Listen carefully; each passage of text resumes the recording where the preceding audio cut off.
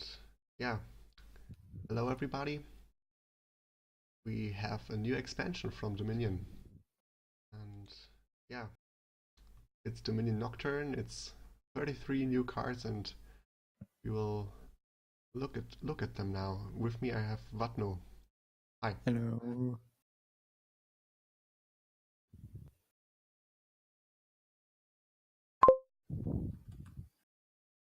Alright, those are the first 10 cards. Let's start from bottom left, I think, and go up with the costs curve. Yeah. So the first one already shows us a new feature from the Dominion Online site, which is autoplay. You can, like cards that ask a lot of the time the same thing, you can now set your preferred thing. Yeah. So like, I think the best case for this is Urchin, where you usually after one or two mercenaries don't want to trash it for another one, and then you don't have to always click don't trash the Urchin after every I attack. guess there are even better ones like Mode and Yeah, okay, mode is only usually one click while it's not your turn, but yeah, that's yeah, true. Except if you're hit by a lot of scrying pools or something. yeah. Okay, so Changeling got revealed today. It's a night card costing 3, and you play it the night cards after your buy phase. And then you can trash this, gain a copy of a card you have in play. Yeah. So it can be That's interesting. everything you have already in play. Yeah. Now we just played a only... game with this card. What? I just played a game with this card. It was very interesting.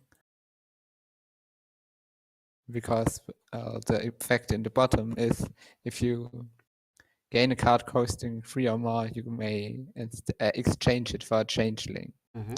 So that's quite interesting with the Blessed Village here, I think, because you can gain the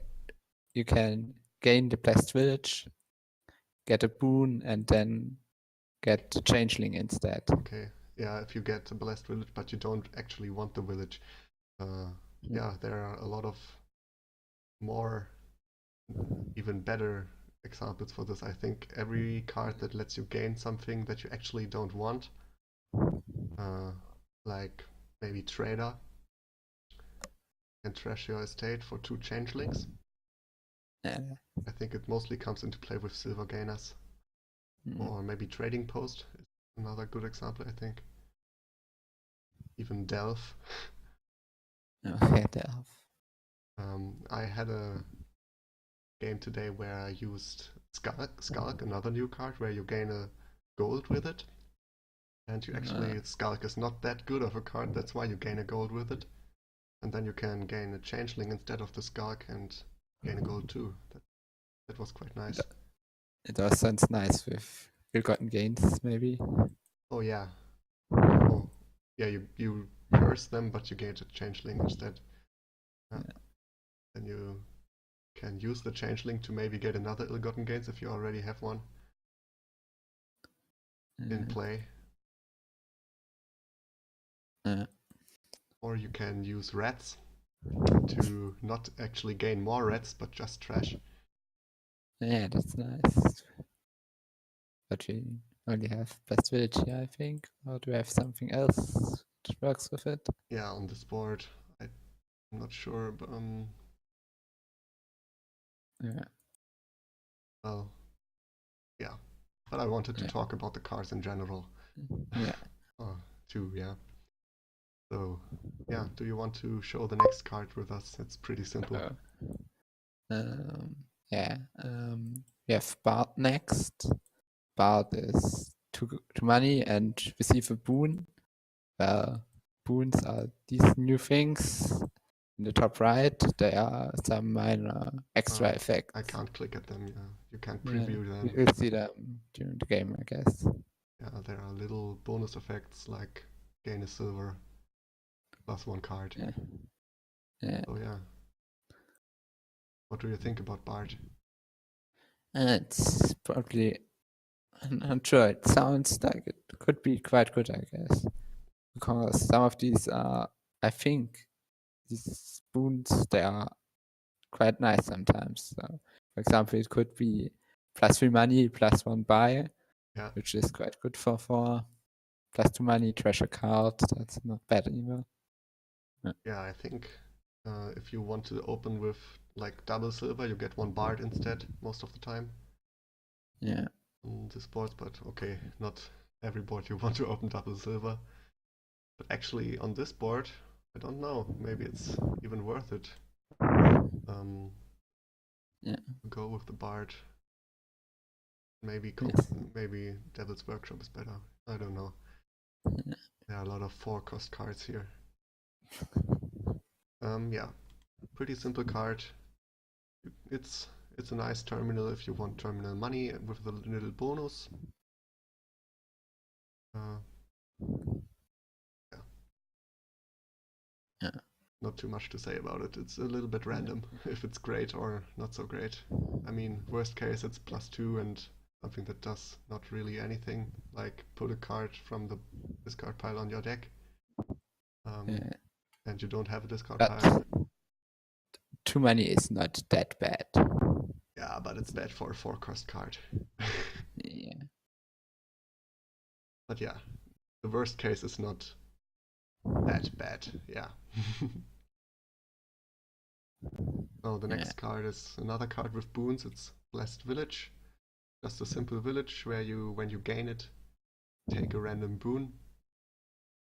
And you can choose to receive it now or at the start of the next turn. I think this is the most interesting option, right? You mean for the boons cards? Yeah, I mean that you can choose to gain it now or at the Yeah, start of that's the the next most turn. interesting thing about this card, yeah. So Yeah. there are some boons that you want to gain now. I think like the Will-O-Wisp thing. Yeah. Which is a neat little bonus card where you draw a card that costs 2 or less. So can be a lab. Yeah, I played one game with this and bridge earlier today, so it was Oh yeah, that's cool. Then you can basically draw every time when you have enough bridge trolls in play. Or even highways. Yeah. Yeah, it's a village that you buy if you want villages, I think. And maybe sometimes even if you like have 4 and nothing else better to buy, you don't want a silver. Yeah, but I guess you mostly buy it when you want a village anyway. Yeah. But you need those cards. And then it's pretty good at that, I think. Yeah. I mean, the 2 boons that give +1 coin, you usually want to use this the next turn. And then, yeah, maybe you spike a higher coin number there. Like if you want 6 for goons or something, I think this can help. Yeah. And in a game with goons, you want villages anyway, most of the time. Yeah, then we have another card that you can read if you want. Yeah, that's Cemetery. It's a victory card. It gives you 2 points. And when you gain it, you can trash up to 4 cards from your hand. So it's a bit similar to Mint, where when you buy it, you can trash lots of cards. Yeah. Mint trashes in just cards in play though. Yeah. Here you somehow have to get the card without using your coppers if you want to get rid of the coppers. But you can get rid of estates in exchange. Yeah, but it's basically an estate too, so you have to get rid of at least 2 cards to be worth it. Yeah. But I think most of the time you want to get rid of at least 3. Yeah. Otherwise the opportunity costs are too high. So yeah, there are basically 2 different cases here. You either when you buy it or when you gain it with other cards. And I think the power lies in the gainers here. That's It basically makes your workshop a chapel. That's true. But yeah, it does. But you gain the cemetery. So it's not quite a chapel, it's more like Count. count. Count that gains a estate instead. Yeah. And this card comes with a heirloom, Haunted Mirror, which are the new copper replacement cards. There are 7 of them, and there are 7 kingdom piles which use heirlooms in the kingdom. And this one is the Haunted Mirror. It's basically just a copper, costing 0, giving you 1 when you play it. With a neat little bonus effect, when you trash this, you may discard an action to gain a ghost from its pile. Yeah, and I keep forgetting that I have to discard an action in order to do this. Yeah, it's pretty hard. Pretty hard. Yeah. It's not as easy as it sounds. You have to have a treasure, the Haunted Mirror, and another action all at the same time. And if you're missing one of these 3 things, you can't get the ghost. Yeah, but basically the cemetery is a treasure, so you can theoretically get a ghost every game with it. Yeah. Just using cemetery alone for this makes it really hard. Yeah. And ghost is another bonus card here, a spirit card. That is pretty powerful. You search your deck for an action card and then you basically play it twice at the start of the next turn. Yeah. And it's a night card, so play it after your buy phase, which means that even if you drew your whole deck, you can still buy a card and then ghost will hit that card. Yes, that's a nice thing about it, yeah. Yeah, they are basically when Haunted Mirror is in the game, you can only get 1 ghost in your deck. Yeah. Which makes it a bit asymmetrical. You will have 1 very good turn and then 1 turn where you have the ghost in your deck, which is basically a dead card until you play it in the night phase.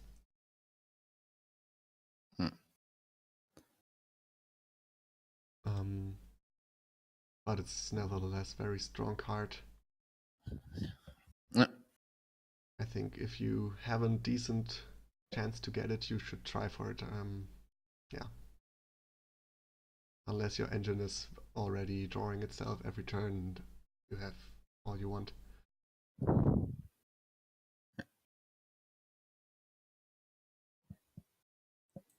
But if you don't draw your deck every turn, you probably don't get ghost every other turn either. That's a bit of a problem. Yeah. Like when you plus play big money with good stuff. I mean, Ghost can get you some power turns, but I think it's comparable to getting Tactician in such a deck, right? Yeah.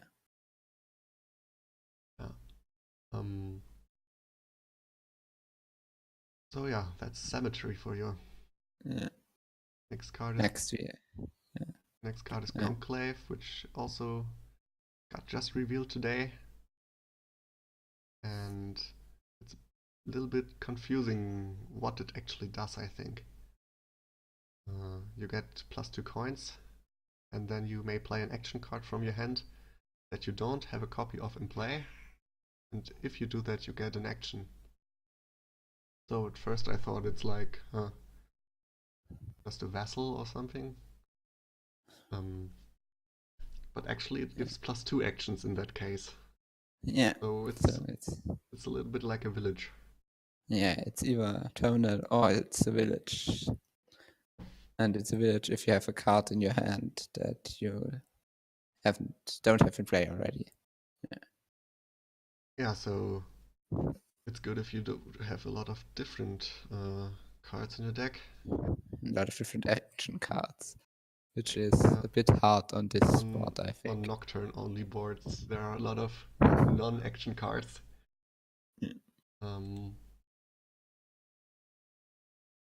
Yeah. Also, this card looks like Crystal Maiden, which I find really fun. That's true. Or Jaina from Hearthstone. Yeah. Yeah, it's a nice art. Yeah. Yeah, so the best case for this is +2 coins, +2 actions.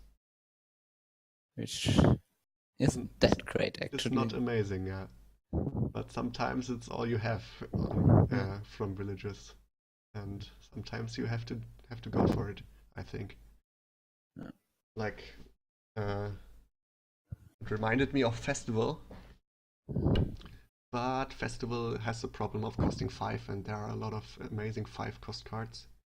And Yeah. 4-cost cards are a lot easier to gain than Yeah. 5-cost cards. So it has that going for it. But yeah, Yeah. not amazing, but you will buy it sometimes. I guess so. Yeah. Then we have Devil's Workshop. It's a night card as well, and it gains you a card depending on the number of cards you gained already in that turn. So if you gained 0 cards, you get a gold. If you gained 1 card, you gain a card costing up to 4. And if you gained 2 or more cards, you gain an imp. And the imp is one of the other spirit cards on the right. Gives you +2 cards, and then it allows you to play an action from your hand that you don't have in play already. So a bit like Conclave. Yeah, Yeah. they are pretty similar in that. Yeah. Um,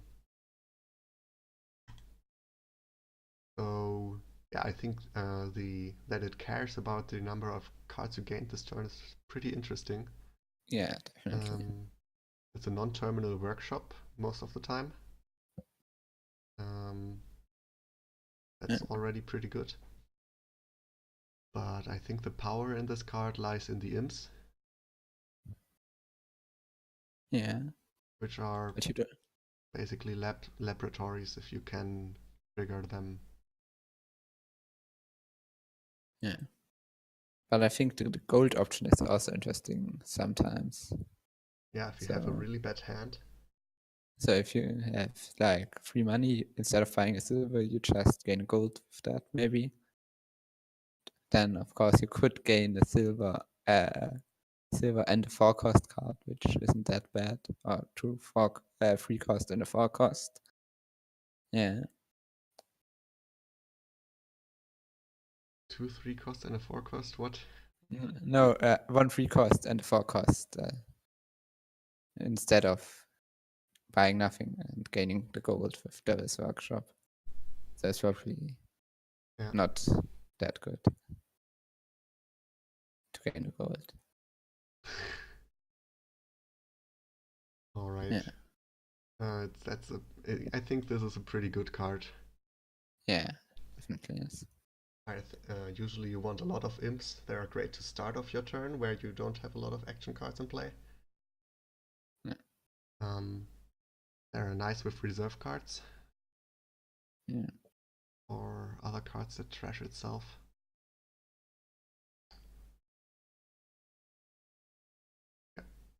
Yeah. And next we have another new card. Oh, they are all new, but some got previewed earlier. And that's the Cobbler. It's a night duration card, so you can only play it after your buy phase, and then yeah, at first it's just nothing, but at the start of your next turn you gain a card to your hand that costs up to 4. I have never played with it before. The most others I at least got a game in where I used them, but this it's hard to evaluate. It really pretty much depends if there are cards that cost 3 or 4 and that you want to have a lot of. It reminds me a bit of a summon. It's kind of like a weaker summon that you can use multiple times. Yeah, summon plays the action immediately, and Yeah. here you only gain it. Yeah. That's sometimes an important difference. Sometimes it's not so important. Yeah, it depends. Depends Yeah. on the card you gain. Yeah. Like on this board, gaining a lot of blessed villagers, I think, would be pretty good. Yeah. And with Blessed Village, you don't really care whether you play it automatically or whether you have to use an action for it. Yeah. But actually, this board doesn't really have a terminal card. No, So gaining a lot of blessed villagers, maybe not the best idea. probably not. Um, yeah, do you think it's a good card, the Cobbler? I think it depends a lot on where there's a 4 you want lots of. And I think it seems it's probably not that strong usually, I think. I also think it's pretty weak. I mean, you can also play Devil's Workshop, gain a 4 cost, and if you have your engine going already, you also can draw it next turn. Yeah, it's good for reliability, I guess. Yeah, I think if you don't have the engine that draws its deck, Cobbler is a little bit better than the usual gain a 4 cost card like Ironworks. Yeah. But yeah, it's also pretty slow. You can also only play it every other turn. Yeah. And it costs 5, and a lot of amazing things cost 5. Yeah. But maybe we are completely wrong on this one, and it's actually amazing. Maybe. Maybe it's a good card in big money. Who knows? I Gaining a don't think silver so. every turn to hand, but you don't think so? No, I don't think so. Okay. But the next card is actually decent in big money. Actually, you need money to use it. Yeah. It's a crypt, and you also play this after your buy phase as every night card, and then you can set aside your treasures. And every next turn you can choose one of those treasures and put it into your hand. Yeah. So um, it does both. It thins your deck from treasures, and it also gives you a little boost every turn in economy. Yeah. I think it's mostly great when you have an engine that can't trash coppers. Yeah, and it's especially awesome with capital. Okay, because then you don't have to pay the debt or get the debt the Yeah. first time you play it, right? Yeah. Yeah, that's a pretty good combination. It's actually pretty good with a lot of treasures that do something. Like you can use your counterfeit multiple times. You can use your fortune next turn. Yeah. Yeah. It's good with strong treasures that really are good cards you want to have often. Yeah, maybe your idols too, which is Yeah. another card we will come to later. Yeah, but the problem is if you put multiple cards under it, you need a lot of time Yeah, till you can do it again. And yeah, those cards are gone for a while. yeah. I think this is not a card for a engine where you have a good treasure. Mm. There usually trashing your cards is more reliable and faster. But if you have like 5 coppers in play and one good treasure, then you can put those in there and you get the good treasure first. You have it in your deck and cycle it every turn. Yeah. And then you have a few turns where you are a little bit lighter on coppers in your deck. Mm. Definitely an interesting card. Yeah. I think it will situationally be very strong. Yeah, and I think it will be very hard to use properly, maybe. Yeah, pretty high skill card. Yeah. And also you are pretty a little bit luck dependent to get it in exactly the hand where you have all the treasures. like if you have an unreliable engine, sometimes you have that turn, and in this turn is the crypt. That would suck. Yeah. Yeah, but okay, on to the next card. Yeah, that's Cursed Village, which is a bit like Blessed Village, in that it gives you 2 actions, and when you gain it, you get a hex, which is kind of like a reverse boon.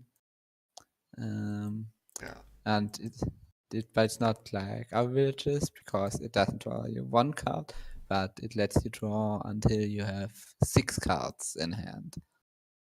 yeah, So that's usually pretty amazing. On with the right support cards. yeah. How bad do you think is the hex that you receive? I think it's sometimes it's pretty bad, sometimes it's not that bad. The thing is, with Cursed Village, there are quite some hexes that make you discard from your hand, and if you already played your treasures, it doesn't hurt you anymore. But there are also some hexes that you really don't want to run into. Yeah. So it's Yeah, very dangerous. that's right. Some hexes don't really hurt if you are already in your buy phase. Like discard down to 3.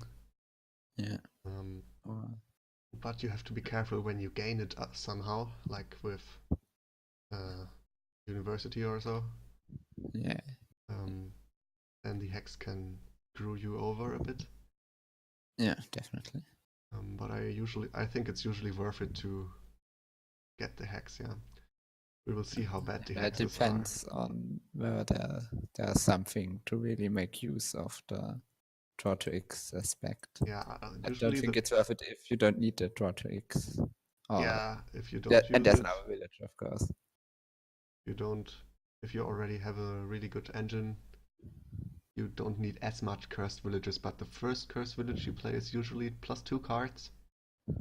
That's already pretty good. Like Lost City also has a downside and gives you +2 cards, +2 actions. That's true. It also has a downside when you gain it, I mean. Yeah. Yeah, but some hexes really hurt. Like you could, I think the ones that hurt most are the trash hexes like locusts and war. I think the worst is, I think it's deluded or delusion, which stops you from buying action cards the next turn. That's really bad. That can be bad, yeah, but not on a board with a lot of night cards. Yeah. Yeah, if you're not already in the greening phase and you really want to buy more actions, that one can hurt. You can also, if you drew already your deck and want to buy a Cursed Village, you can get unlucky and instantly trash it with locusts. Then you have to get a cheaper card instead. Oh, yeah. And one thing to note, which I noted... Doesn't Locust only trash cards that cost 3 or 4? The Locust just trashes your top card of the that's deck. fair. And you have to replace it with the card that it costs less and has the same type. So that's the hex that can actually trash provinces. And if duchies are gone, you are really sad. And the war card can also hurt pretty much, where it searches your deck for a 3 or 4 cost card and just trashes that. I mean, it can trash only silver, and that's usually not the end of the world. Sometimes it's even good, but you usually have 3 or 4 cost cards that you want to keep. Like the card that gives you your important plus buy or something that would be hard to lose. Village. Usually you buy those cards because you want to keep them. Yeah.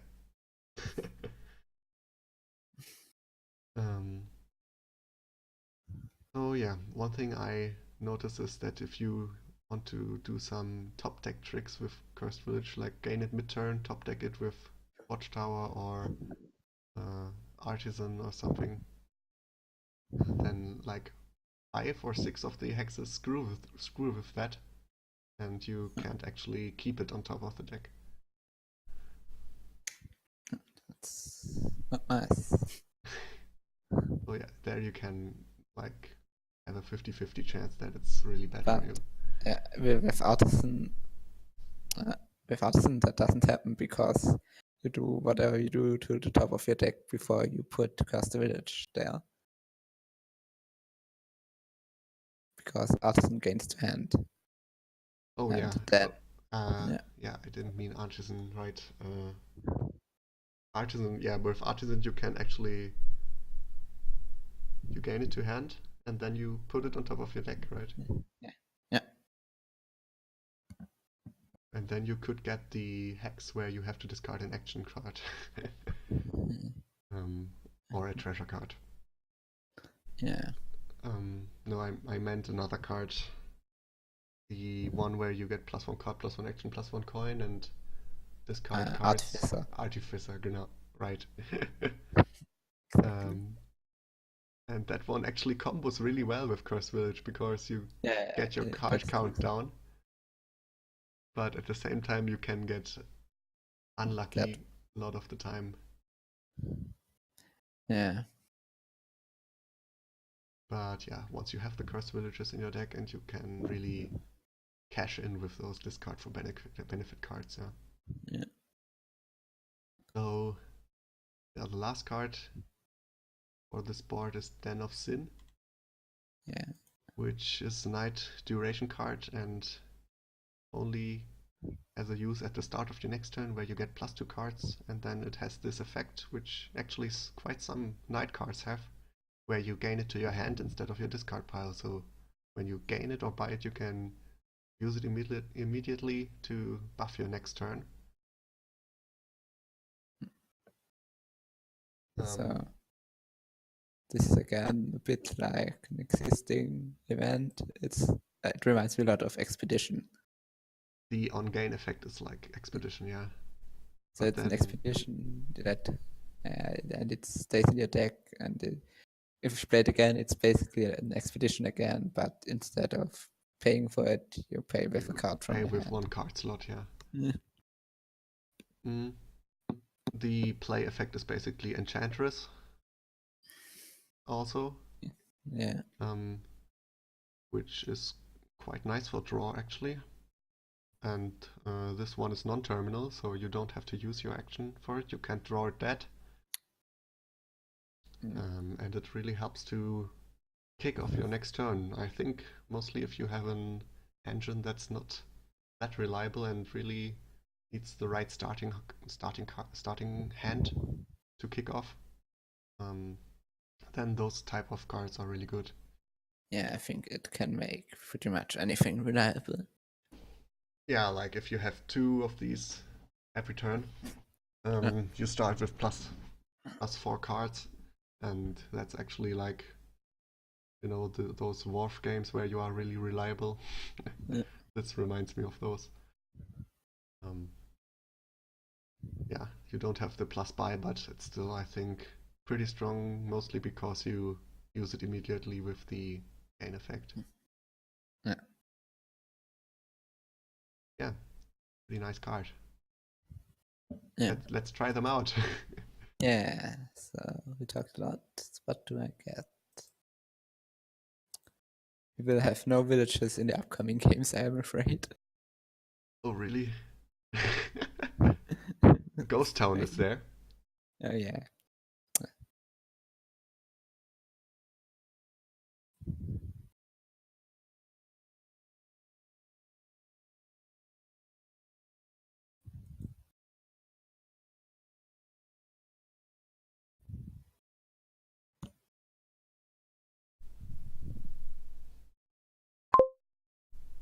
Yeah, so Devil's Workshop on 4.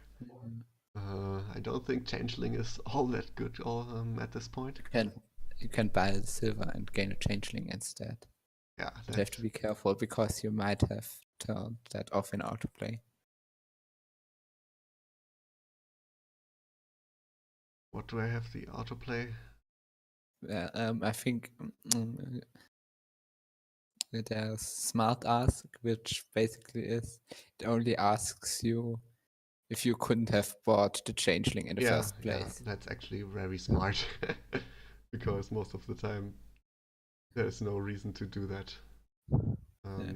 The smart ask already covers the edge cases, I think, where Yeah, so if you buy Blessed Village, it will ask you where yeah, you want to okay, change it. that's Probably pretty will do the nice. same Cursed Village. The same with Cursed Village, yeah, okay, yeah, let's just gain a changeling with a hex, yeah, that's that sounds like a good plan. Yeah, I don't think. Actually, do I want to changeling? It helps. Changeling is pretty much the only way to gain multiple. Okay, you can gain multiple cards with Cobbler. Or with Do we have some no plus boon. buy in the deck? There's no. No, only the boon. This Yeah. one boon that gives plus buy, which you shouldn't rely on getting. But yeah, Devil's Workshop is very good on this We board. also have no trashing except for Symmetry, I think. Yeah, but Symmetry is alright, I think. Yeah, and if you gain a Symmetry, you can gain a Changeling instead. That's very useful. Why didn't I do that?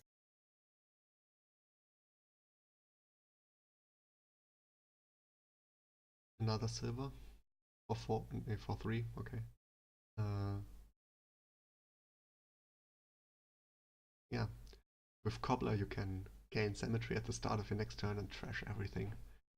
Then you That discard sounds one action awesome. card and gain a ghost.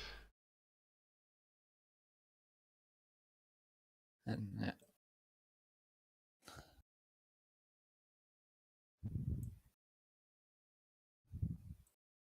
Yeah.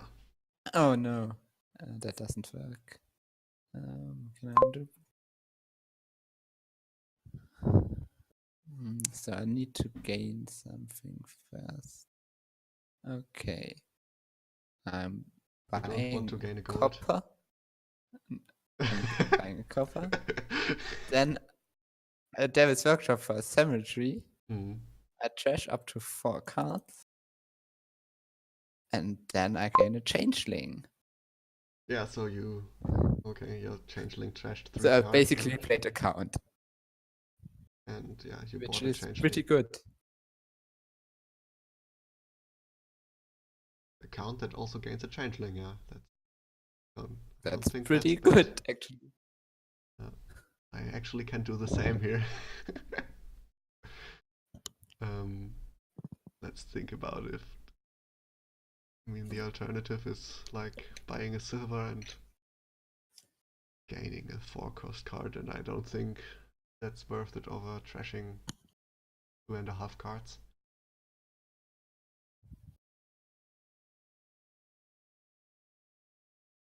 So yeah, thanks for showing me this nice strategy. And the awesome thing is, you could have done it on turn. No, you need Devil's Workshop. Yeah, I don't have another. You need a gainer first, yeah. So I first have to trash up to 4 cards or first exchanger? I don't think it matters. Okay, but I think sometimes it matters with loose track or something. Yeah, you and I don't think it matters with loose track because it doesn't forget the effect it triggered. It's just if you somehow move it. Oh, actually, it could happen that you gain the Symmetry, then you trash rats from your hand, and that causes you reshuffle. So then Symmetry is shuffled into your deck and you can't exchange it anymore. Crazy. Yeah.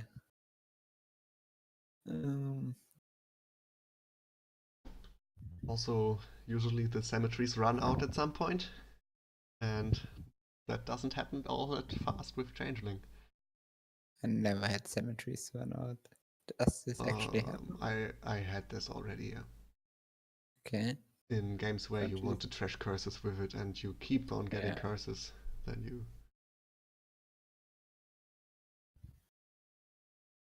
use this. And also you try to buy them out to deny the trashing from your opponent.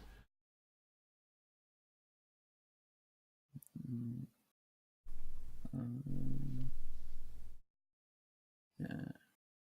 Doing this.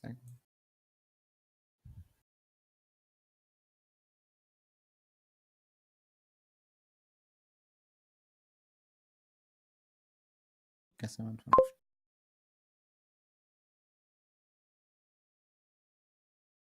That was also a pretty good turn. Um,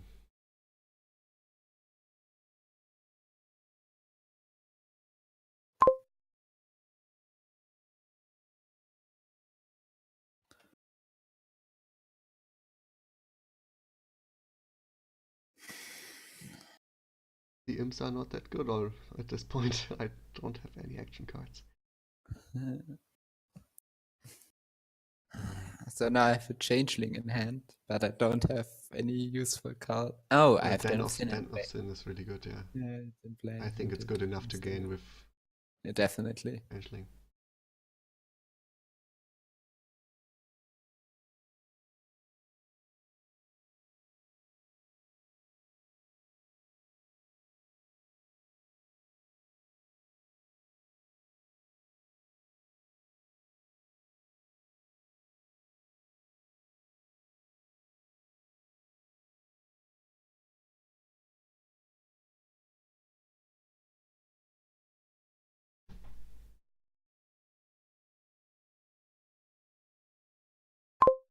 Oh,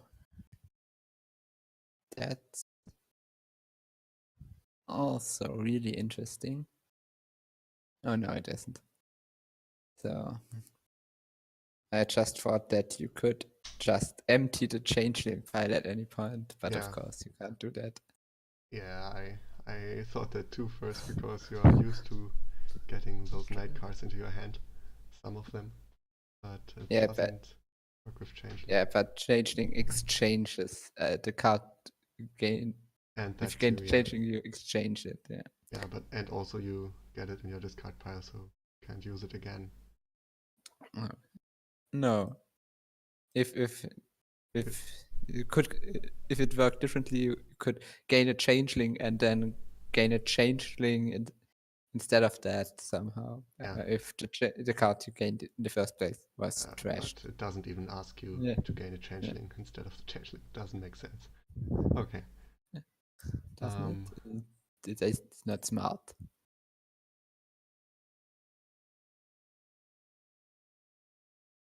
Hmm.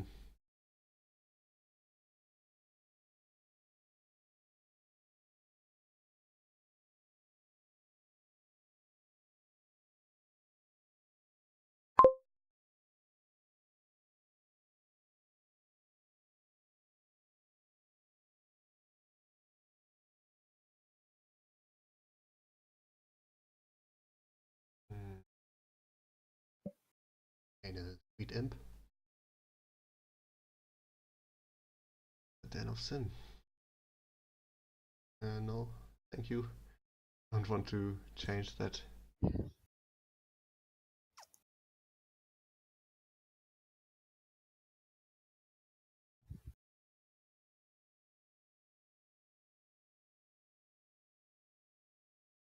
Pretty good boon here. Mm.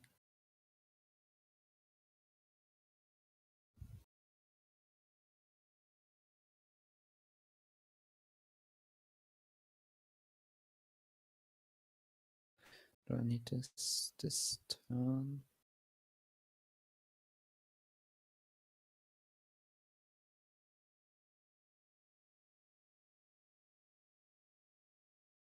I don't think so. Got to get us by here.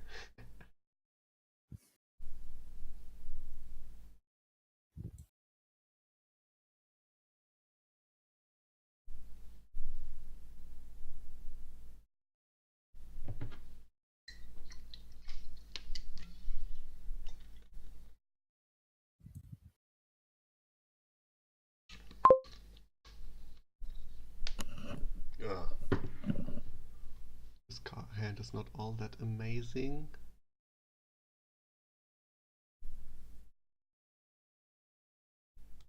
I think it works alright. Gain a gold. That's pretty good. Symmetry.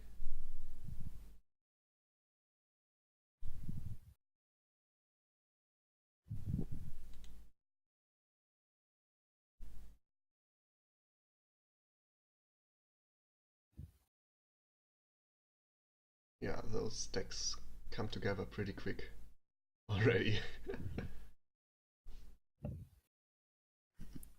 Is that a good idea? I guess so.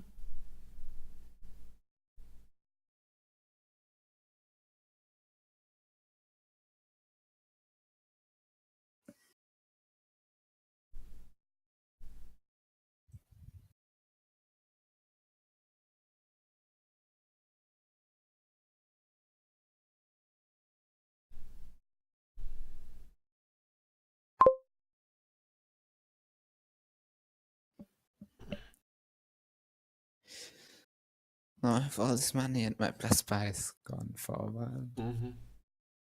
For the next 10 boons at least.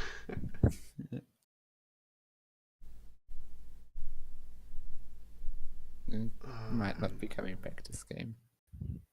Thinking about getting a ghost here.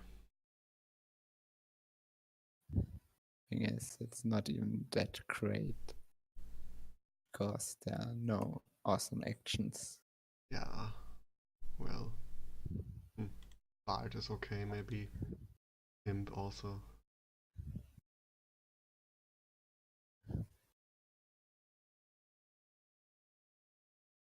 But I think right that it's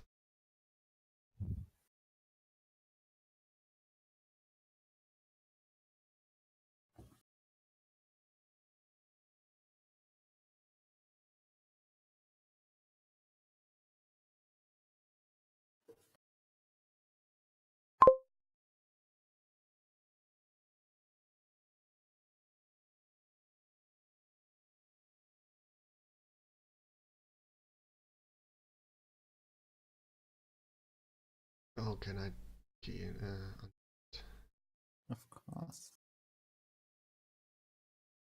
Like the Conclave better now.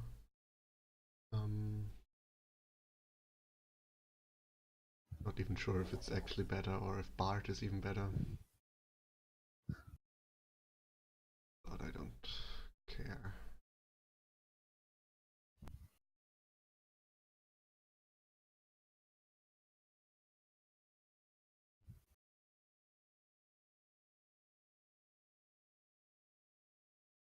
I want to stay symmetrical, so I only played 2 of Den of Sin. Oh, that's quite some money. Yeah. But I didn't have plus buy this turn. You will not have plus buy a lot of turns.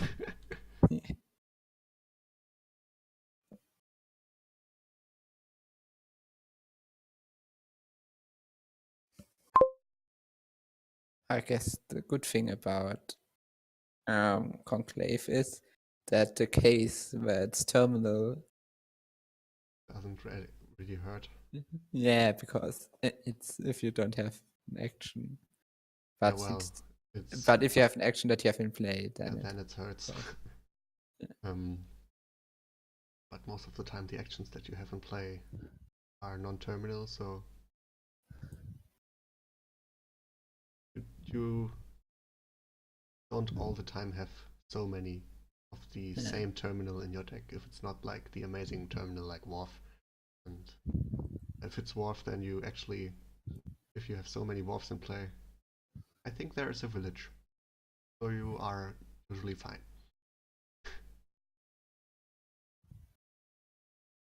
Let's see.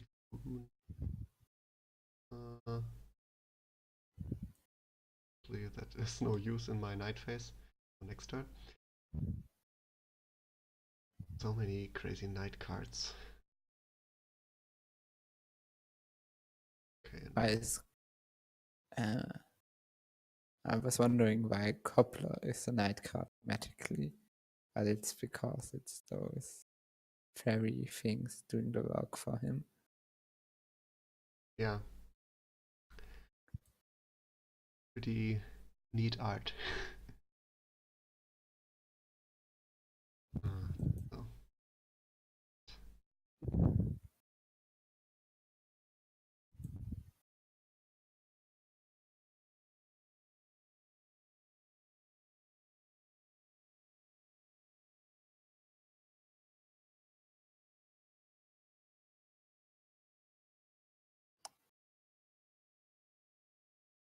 It's not really time to do this. I guess so.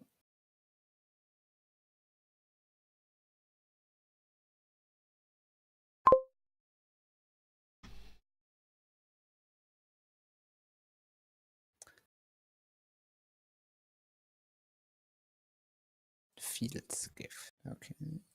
That's the one you got last time.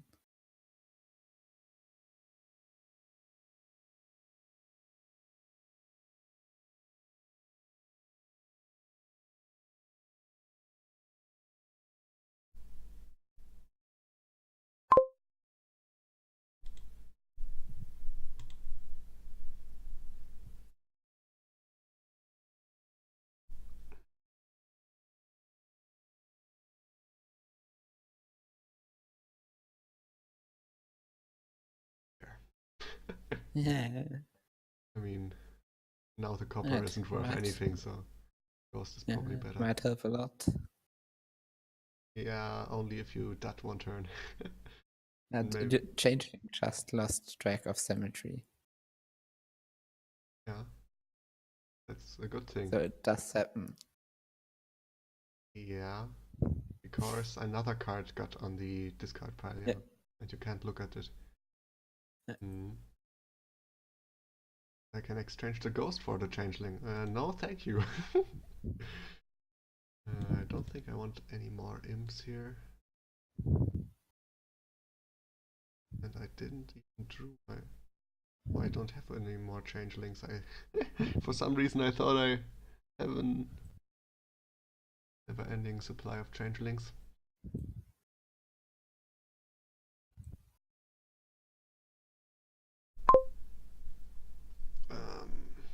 Seems like this will be heading in the direction of a tie. Depends. You might not. You have 2 Devil's Workshops, but you can only gain 1 symmetry each turn. And I don't get to 8. Just as I say it. I might not get to 8 either because I didn't play any Den of Sin. Oh yeah, that hurts.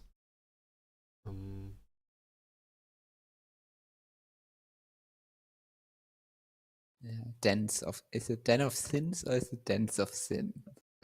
Dens of Sins? Dens of Sin, I think. Yeah, yeah, I guess.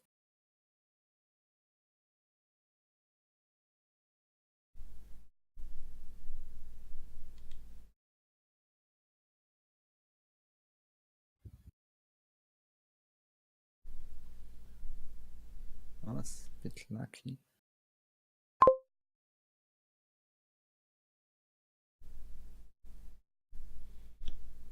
Again, no Den of Sin in your deck. In play, I mean. Yeah. At least I got to 8.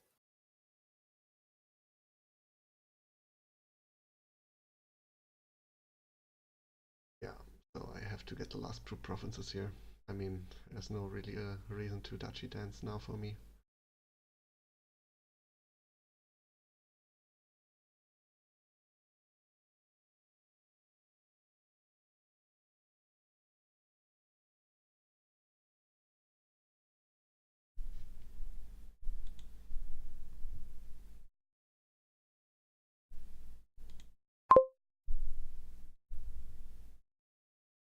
You have a lot more treasures in your deck. Do I? Yeah. Do I have 3 golds? I think so. I only have 2 and there are 3 gone. So yeah, And I guess you I've also have 2 been, silvers. uh, Why can't I? Don't do nothing. I want to trash up to. Oh, I have to click trash up to 3 cards in the log and then confirm that I don't want to trash anything. And then I can get yeah. done reacting. Okay.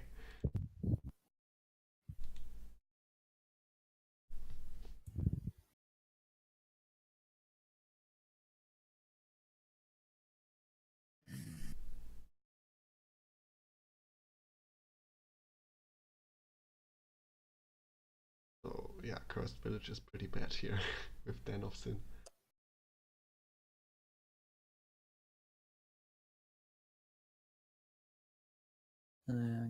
Guess you win.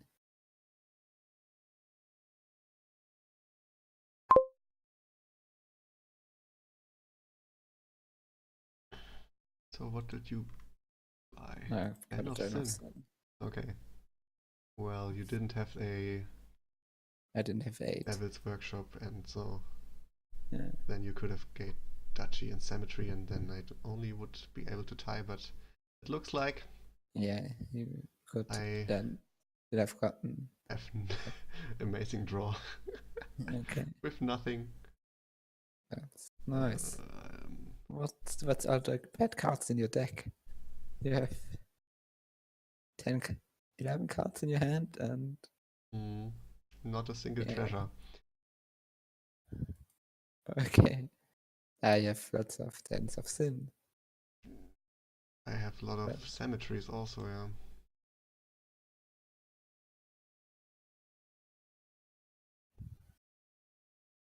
So now you should. yeah. Oh, but now I can. Treasure Oh no, I profits. don't have an action. Oh, yes, I could have gotten a ghost.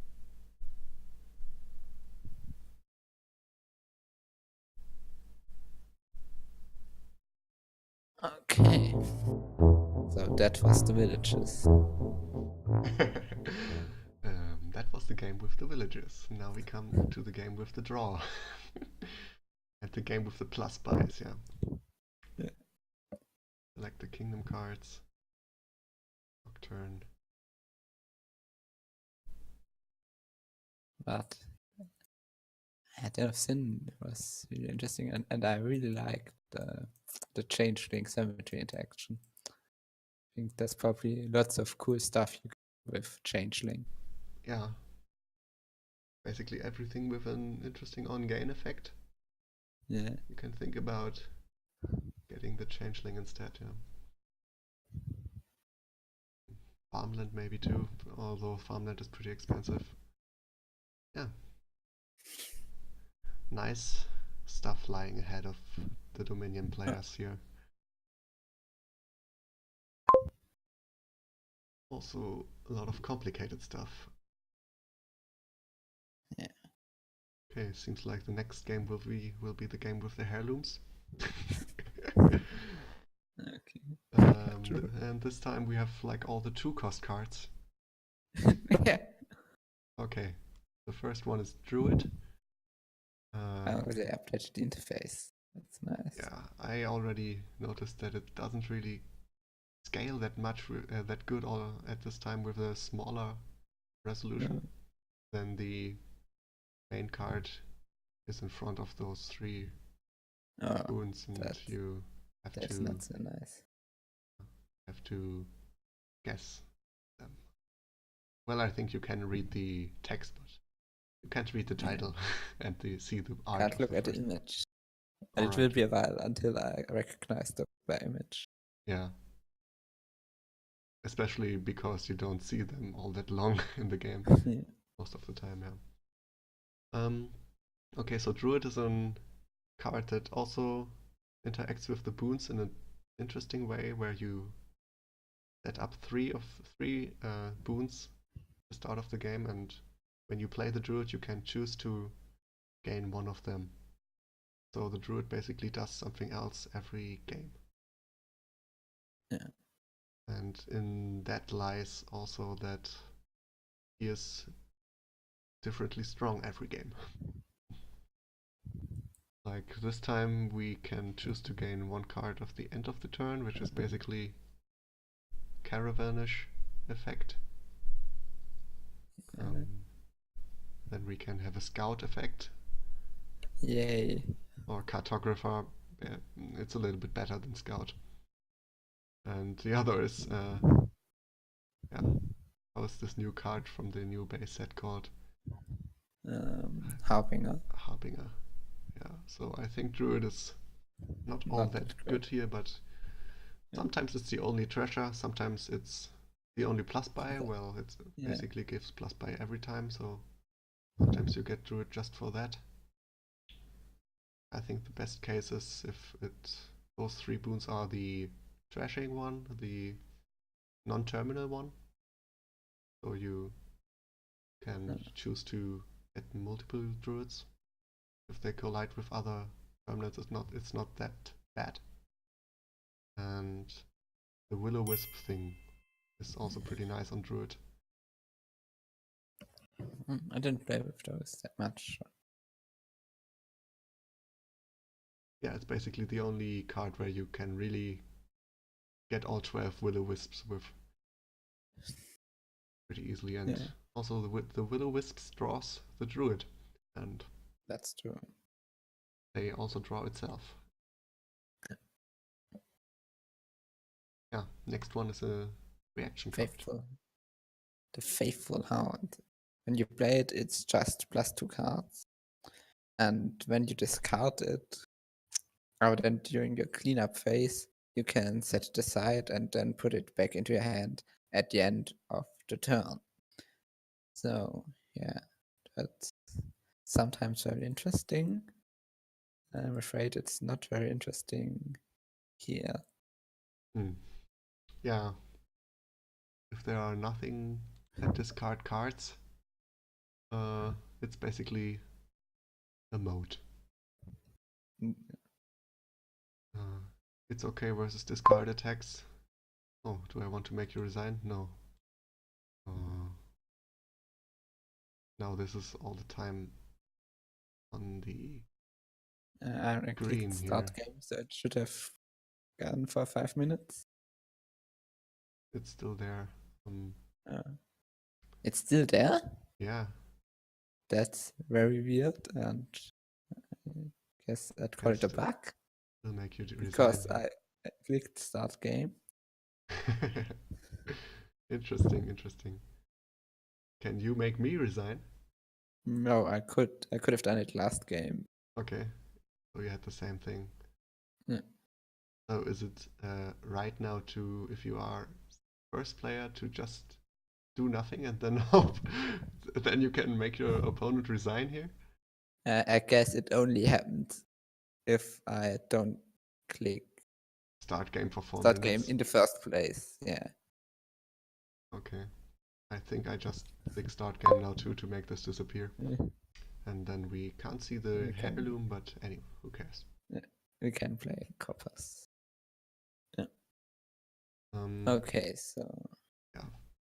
Faithful Hound has some good combos, like Storeroom or Forum. Yeah. I always forget that you only get it at the end of your turn. I always think of the cool combos you could do with it. Like Artificer also. Gain provinces with Artificer multiple times. I never made it work so far, I think. But it probably can be pretty crazy. Yeah, it could also be nice if you can discard it and set up a city quarter turn or so with all the actions in your hand. Yeah. Situationally good, otherwise you get it if you want +2 cards. So another very new card here is Guardian, a night duration card, and it basically protects you from attacks until your next turn. And you get +1 coin at the end of your turn. And you also get it to your hand like the Den of Sin when you gain it. So your opponent just got this nasty attack and is about to play it. You immediately can respond with the Guardian. And I think that's all to say about this card. It's worse than Lighthouse once it's in your deck. But it's... But not that much worse, actually. Yeah, most of the time you don't care about +1 on Lighthouse. And you can't draw this one dead. Yeah. It's quicker if you need it immediately. You can use it the turn you buy it. And that's pretty nice. Sometimes. But I think if there are no attacks on the board, this is a dead card.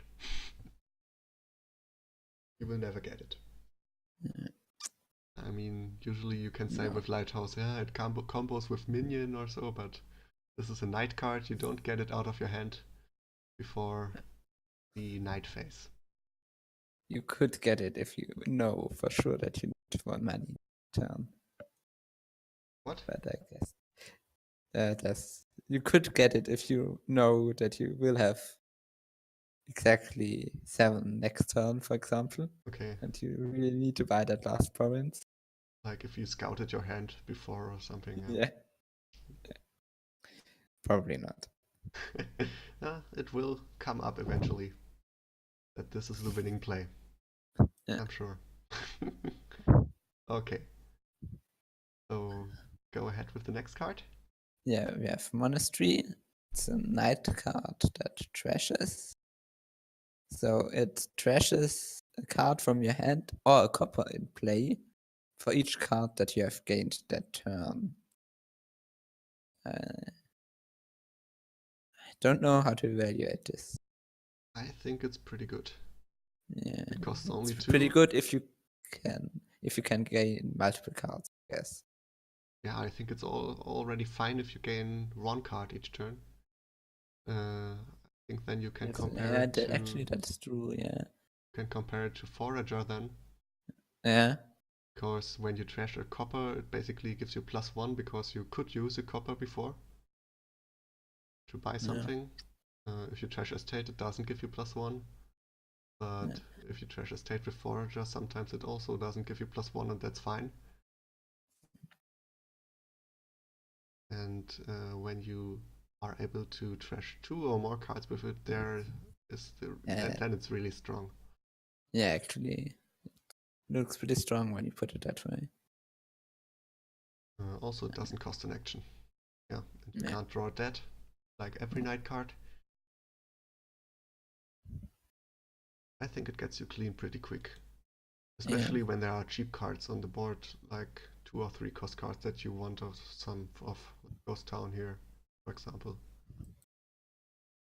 Then you are not reliant on having at least some money to spend. Like if you draw early a hand with 3 estates, 1 copper and monastery, you are pretty set. And it's actually worse than Forager. Well, if there's already, not if it's on turn 3 and no one trashed yet, then it's still the same as Forager. No, you can't trash something with monastery then unless you buy a copper. True. You need to gain something. Yeah. You need to have at least some money in the hand to gain something. Also, it can't trash heirlooms, at least not from play. Yeah. So if you have a lot of them that you want to get rid of, you can't play them. But I think that's fine. It's still strong enough for a card that only costs 2. Yeah. Okay, now we have the Fool. Yeah. Which gives you a new state card, Lost in the Woods. And when you gain or take that card in front of you, you get 3 boons and can receive all those in any order you want. Mostly the order doesn't matter, but sometimes it does. Yeah, Fool is basically, if only you get it, well, then you get the big bonus effect 1 time, and the other times you are stuck with a Fool, and got lost in the woods, which at least gives you at the start of each turn the option to discard one card to get a boon. Which is actually quite good if you have bad cards in your deck. Yeah, if there's no trashing, I think that's pretty good. Yeah. You usually have then at least one estate or something. Or a fool. Or a fool in your hand, yeah. And yeah, if both players go for it, it's more interesting. Then it's a little hot potato game who gets lost in the woods first, or who gets his fool every turn. But if your opponent doesn't get it one turn, then you can't make use of it on your next. Yeah, it's not that bad then if your opponent doesn't get it. Yeah. It's a tricky card. I don't think it's worth it most of the time. I like it. I usually get it. Okay. I mean, the name is Fool, and why should I get a card that makes me a fool? There has to be something about that. And we should remember that Fool comes with the lucky coin.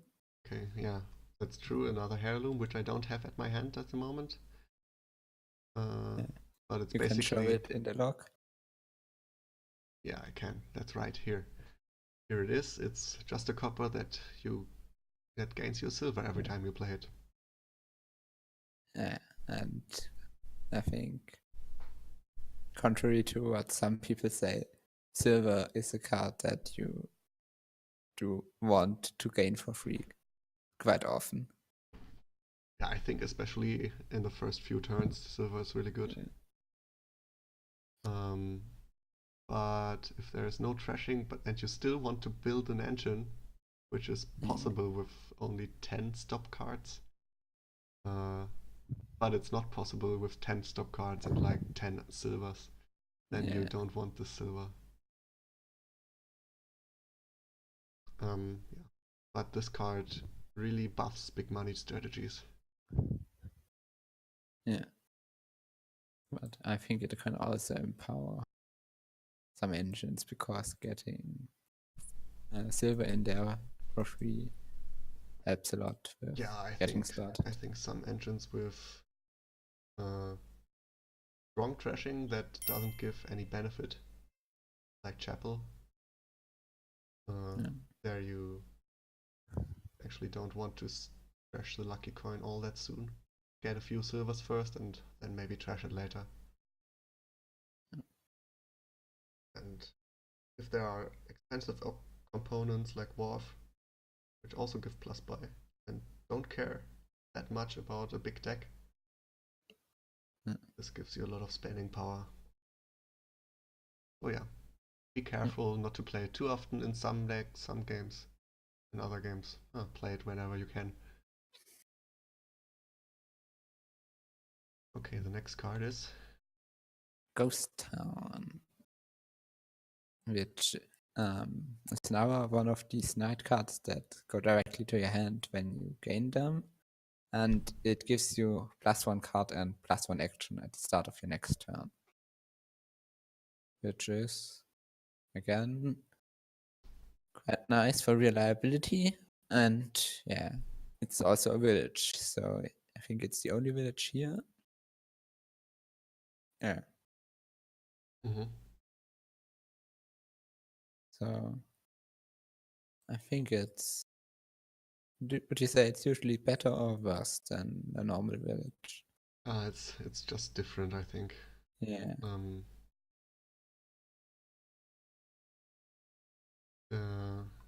Once it's in your deck, like the on-gain effect is awesome, right?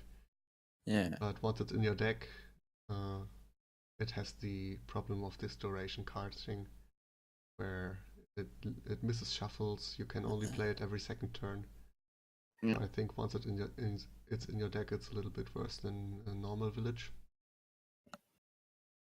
If you draw your deck every turn, that is. Well, even if you don't, then it misses shuffles, and that's not so good for villages if you rely on them. Probably. But it's also like Den of Sin. It draws a card at the start of your next turn that makes you more reliable. Yeah. I think it's a nice support village. And yeah, you totally get it when you need villages. Yeah. But yeah, the comparison to normal village is often done, and not all the time normal village is in the same kingdom as Ghost Town. Yeah. So Yeah. I don't think this discussion leads you true. all that far.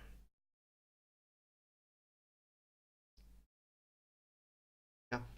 Next card is Leprechaun. Leprechaun, I think. Leprechaun. Yeah.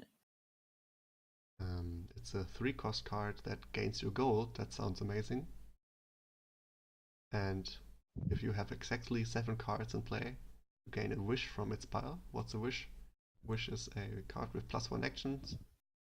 Return this to its pile. If you did that, gain a card to your hand that costs up to 6. So wish is amazing. You want wishes. So that's a good card, but you don't have the 7 cards in play. You get a hex. And that can hurt. Yeah.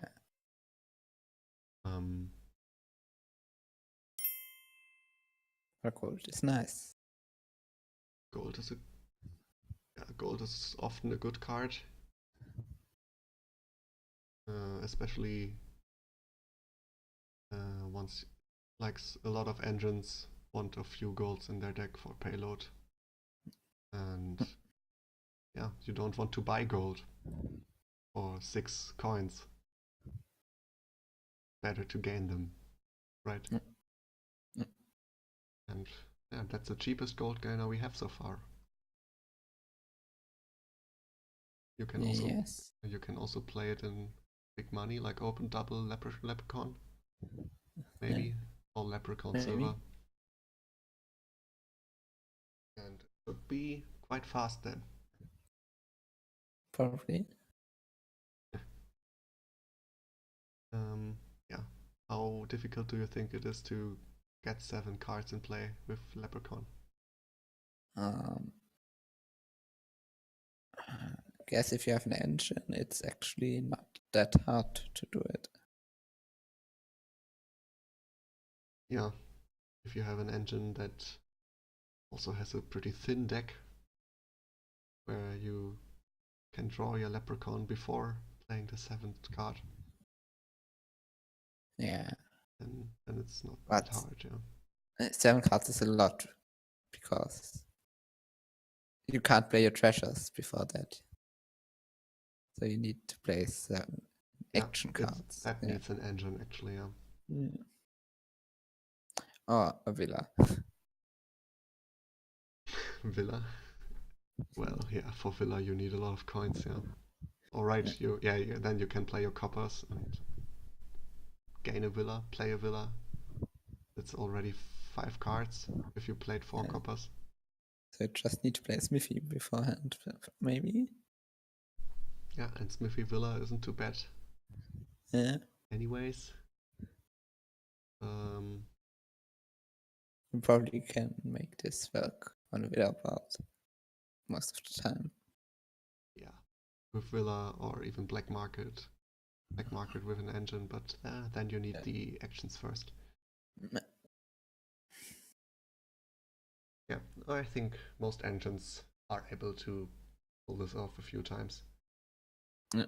And if there is no better gaining, wishes are pretty good. Yeah. There is no better gaining than wishes. That's this true. Might be easier gaining, but once you have the wish is the best gainer in the game. Yeah. Yeah, wish is basically a placeholder for the best card for your deck at this situation that costs up to 6. So probably costing up to 6 because 7 King's Court would be too good. Yeah. You also can't get provinces with it. Yeah, but I mean 7 would be alright then too, but I guess 6 is the nicer number. Yeah. But I think it would be pretty thematic to be a 7 because you had to Yeah, play 7 cards. or just maybe any action card. That would be. Yeah, gain an action card costing up to 6. Yeah, I keep thinking that Overlord can be played as any action card, and then I always notice, oh, it's just up to 6. up to 5 actually. Up to 5, or even worse. Yeah. Overlord is up to 5. Yeah. Yeah. And also Overlord has a problem with all these night cards suddenly. Yeah. But Yeah. you have to play 7 cards to gain a wish, and then you could gain a card costing up to 7. That would be thematic. That would make sense, yeah. But maybe King's Court was just too good. And all the other cards costing 7, there's only one more, right? Forge. There's also Bank. Oh yeah, Bank. And Expand. Oh, I'm bad at this. Yeah. So That's 4 cards. But I don't think those were the problem cards there. No. Mostly probably because 7 doesn't come up all that often in Kingdoms anyway. So why not make it 6? No. Okay, now to the Exorcist. Yeah. I didn't get to play with this yet. Same as the Leprechaun. The Exorcist. It allows you to trash a card from your hand, and then you gain a spirit that is cheaper than the card you trashed. So that means if you trashed a card that costs at least 1, you can gain the Will-O-Wisp. If it costs at least 3, you can gain the Imp. And if it costs at least 5, you can get the Ghost. Yeah, and we had all those spirits already. That's good. Yeah. Yeah, and also trashes cards. Non-terminal, so not that bad at that actually. Yeah. And it's pretty good at trashing estates. Yeah. That's about it. Yeah. Sometimes you trash your gold for your ghost. If there are cheap ways to gain gold, that's pretty good. Yeah. And there are cheap ways to gain gold.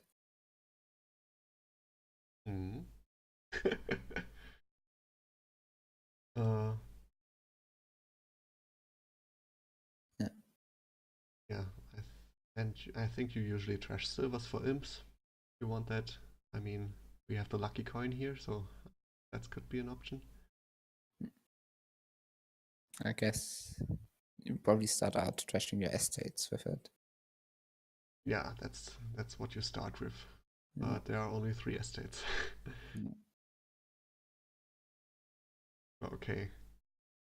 So on to the most complicated card of the set, I think. Yeah.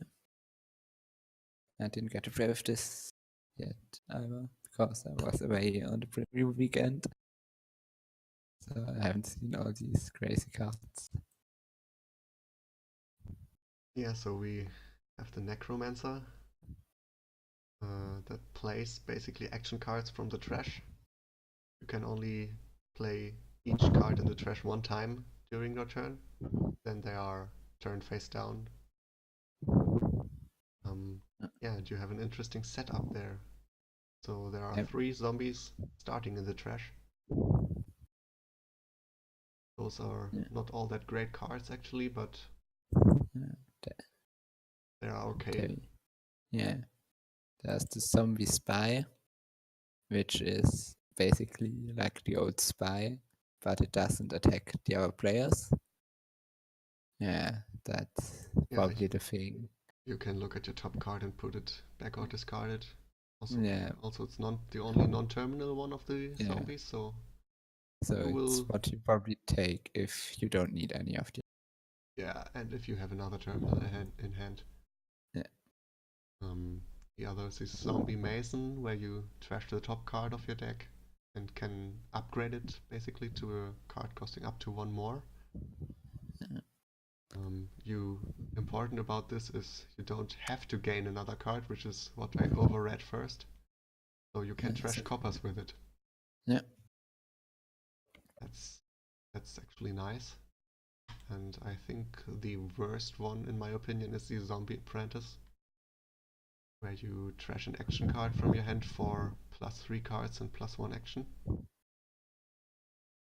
Yeah, it's. I don't know. I think if you have some way to get lots of cheap actions, it's pretty good. But then again, you can only play it once a turn. Yeah, I mean, there are situations where you have 2 terminals in hand and don't need them actually now, and it's the last turn of the game, you need to draw, then you pick this maybe. Also, you then have an action card in the trash, and your Necromancer can play this. Yeah. But I think it's important there, if both players go for Necromancer, then basically you do the work to buff up their Necromancers, and that's a good thing. Yeah. So basically, I think if Necromancer is the only way to get action cards in the trash, then I'm not sure about it. Then you probably mostly use these zombies. But I think if you're going for Necromancers, your opponent doesn't, it can get really crazy. Yeah, especially with like trash for benefit cards. Yeah. Where you get real benefit, like a normal apprentice. Yeah. Or just an upgrade or something. And yeah, probably you want to use the zombie mason in a game without other trashing. And eventually this will trash an action card, and then suddenly the necromancer becomes pretty good. Yeah. So yeah. I don't think you want to trash action cards without any benefit just to buff up your necromancers. But if maybe you have one of these will-o-wisps that you gain somehow that way, or you can get cheap pearl divers somehow, then I think trashing them for 3 cards and an action is quite nice. Yeah, well, it's basically just for +2 cards in action then, right? Because you could have played the Pearl Diver otherwise. Yeah, that's... Yeah. Okay, it's not amazing. Yeah, but it's good for trashing ruins, actually. Oh yeah, it's awesome for trashing ruins. Yeah, you can only play each zombie once. Yeah. You can also gain them from the trash with Lurker or Grave Robber. That's interesting.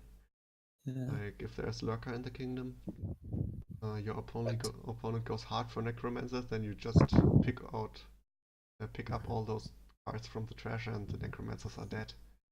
Yeah. But then again, with these cards, you can put cards in the trash again.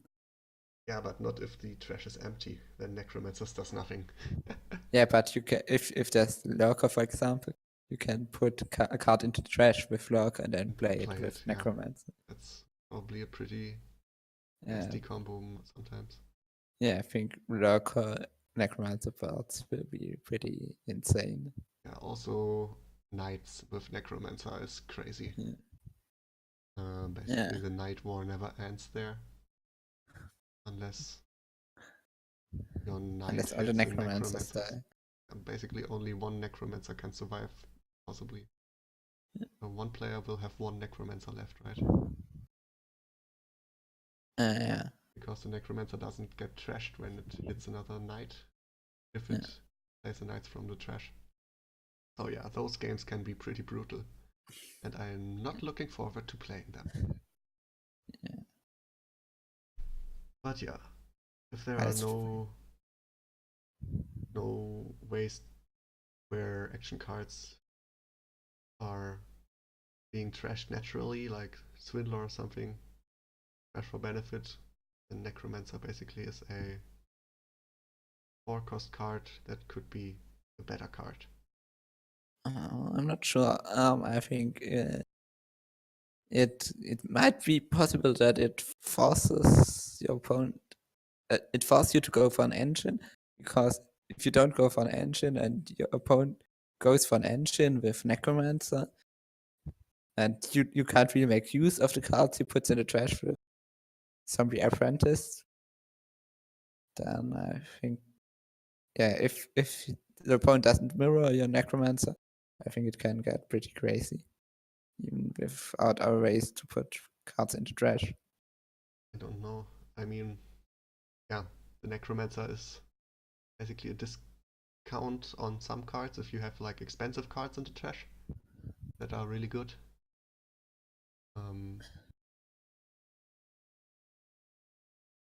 And it's also flexible if there are a lot of different cards in the trash. That's also good. It's a tricky card, and I don't think the theory is getting us anywhere soon here. Okay, so yeah, the strength depends on the kingdom. But it's potentially very strong. And last card in this kingdom, will you read it? Yeah, it's idle. It costs 5. It gives you, it's a treasure card. It gives you 2 money. And when you play it, then you check if you have an odd number of idols in play. So for example, if it's the only idol you played, then you receive a boon. And if it's an even number, each other player gets a curse. Both of which are nice. I guess the curse is a bit better. Yeah, it's probably quite a bit better. Yeah, it's also the harder one to activate. Yeah. So naturally, that's better. Yeah, it's a nice silver with a bonus. Like sometimes that's all you want when you hit 5. What exactly does counterfeit do? Does it play a treasure twice and then trash it, or is it the other way around? It plays the treasure twice and then trashes it. Yeah. Okay, so you get one if, boon and give a curse. No, you probably get one. You get 2 boons, or you give out 2 curses. Oh yeah. It Give just out 2. Yeah. it just looks at the number of idols in play, and they are not changing when you crown it or you counterfeit it. Yeah. But I don't think counterfeiting idols is that good of an idea most of the time. Unless you have an idol in play already, then it sounds pretty and good. There are only 2 curses left in supply. Then it's good.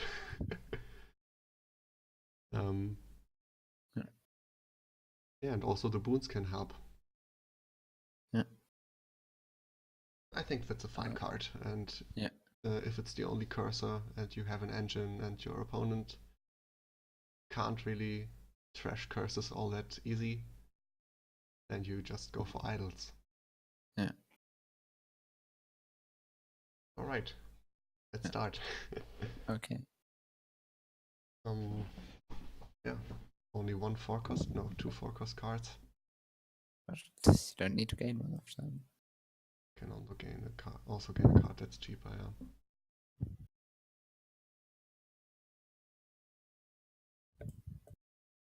Actually, try this. Yeah, I guess that's what I'm going for as well.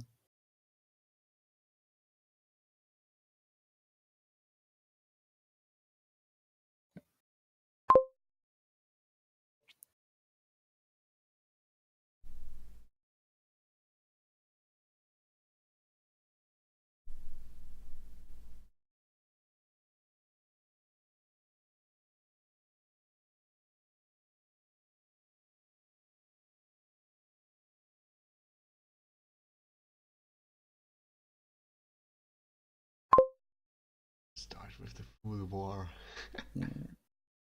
And with a Wisp. Maybe I shouldn't have put the look. Maybe I shouldn't have told me that you don't like to get fooled. Yeah, that too, but at the animations off, I mean. So everything you do is like crazy fast.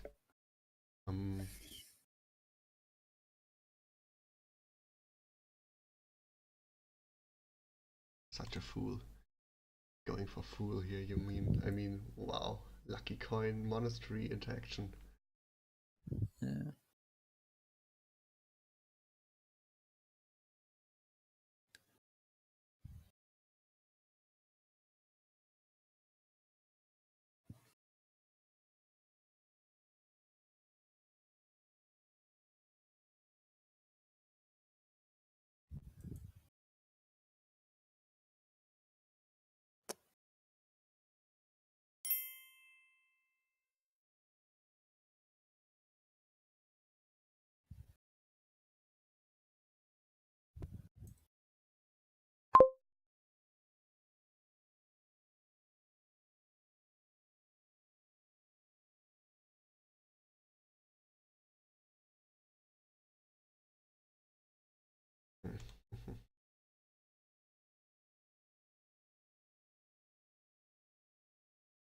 Yeah, Monastery is pretty good here. Yeah.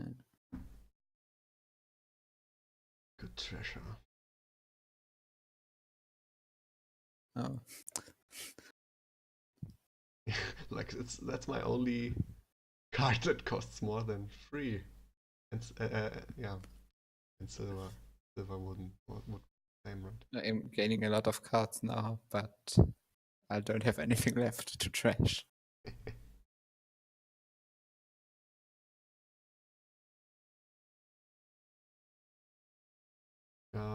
I could trash 2 here, but I only have 1 card to trash. Uh-huh. That's not. Is How big was yeah, I your deck? guess it's worth for gold. In the early game, that Yeah. sometimes can even help. Yeah, it was everything in my deck. That's not that bad, right? Yeah. Got to reshuffle earlier.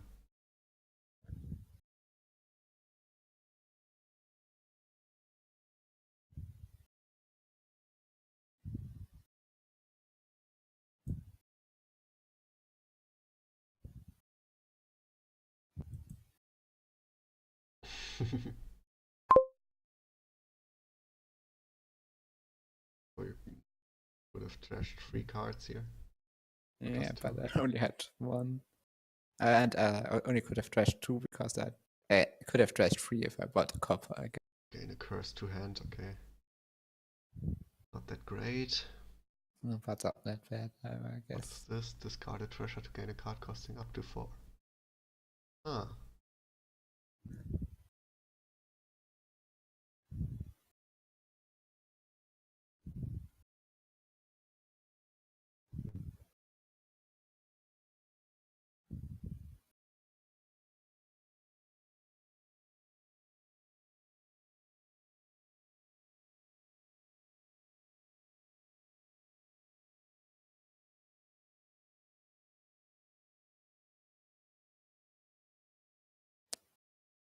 Get the trashing one. Yeah, You probably don't actually need. I'm not sure if I want to use it. I guess not, no.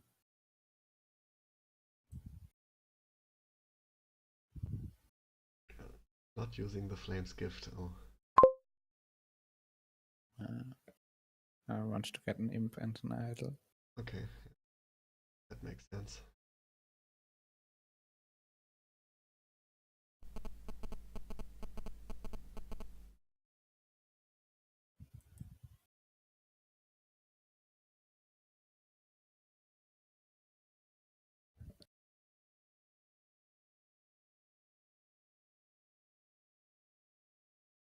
Druid. Good. Faithful. That one.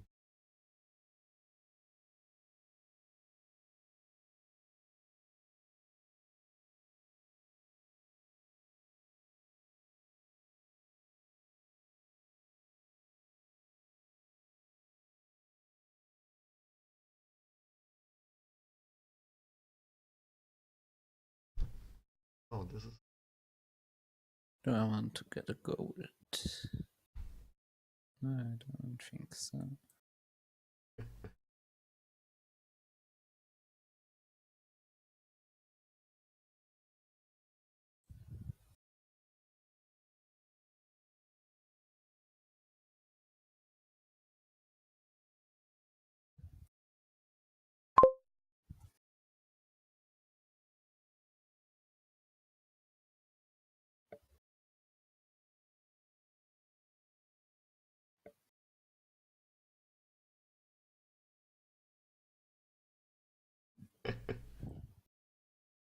Can stay there. Your top 3 cards. Okay, that didn't do anything with 3 cards in my deck. That's good. Oh.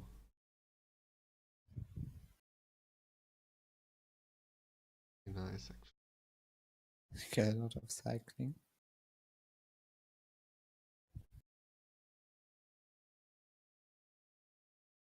Can't count, right? My discard this too if I want to buy a province here. No, I did drew the second idol with this.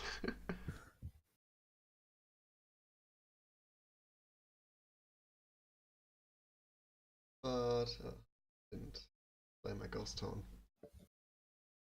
to achieve getting to province here. And now it hurts me.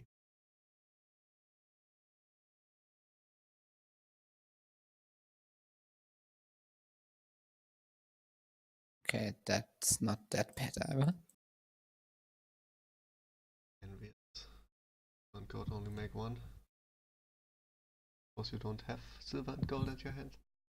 Nope.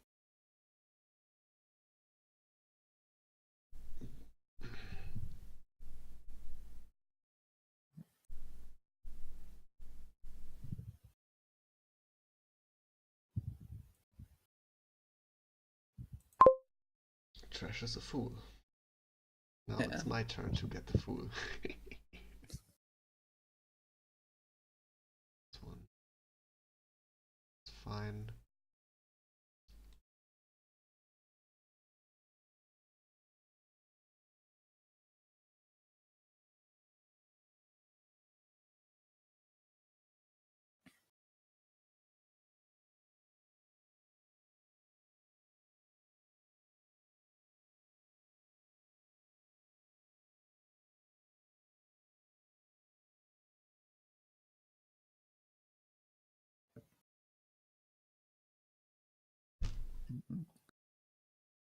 I want to do that. Guess so.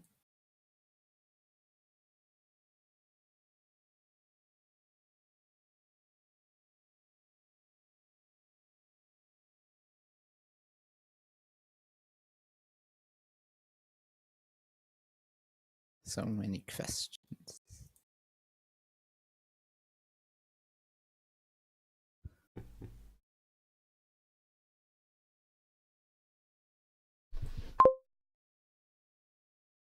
Province.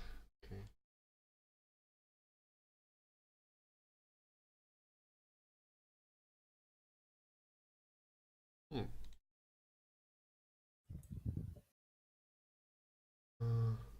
Oh.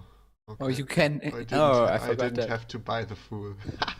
Yeah, I bought that another wasn't one. so clever, I guess. That's yeah. First time necromancer here. That's interesting. I don't think I want that actually. Oh, maybe I do. Let's get lost in the wood here. The Will-O-Wisp. Carded treasure is also pretty fine. Uh,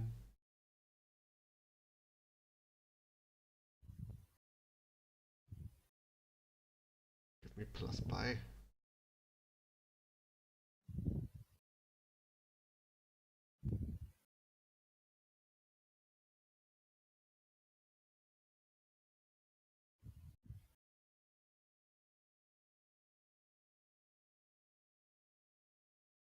Oh, that's actually good. With another terminal in hand. No, but I have 7 money. So 7, not the number you want. no.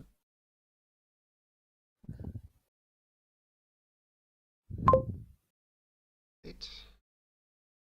Card for a I boon. guess. Not sure. Maybe. No. The boon will probably not do anything for me. I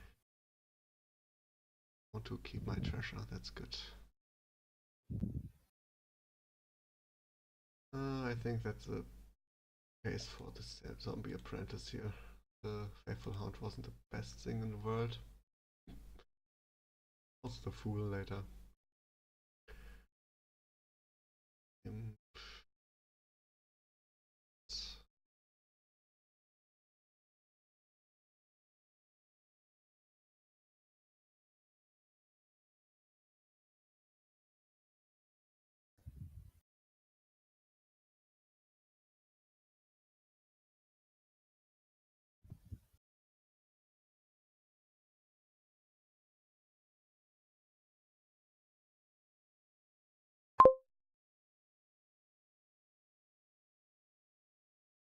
+1 action.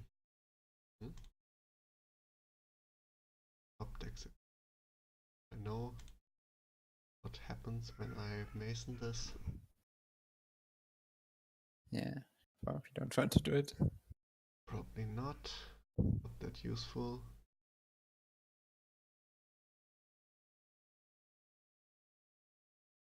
But I think I actually want to draw that.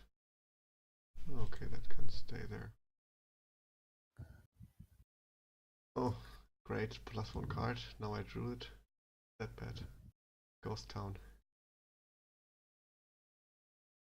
Happy to play this in probably one of the last turns. Actually, sorry, can I undo? No, I have almost province in hand. Yeah, it's not that much different. What did you change? That what I said in addition. Okay. I Did I buy? also play. Yeah, I didn't play the silver before. Yeah, I got to buy from the boon. So many good cards in hand. I think I got those two. Doesn't feel good to discard 2 Widow Wisps here, but I'm almost at 8. Don't want to discard treasures here.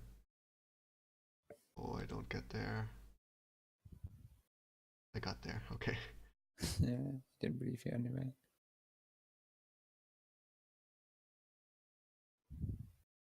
There's no boon that can screw me over here, okay.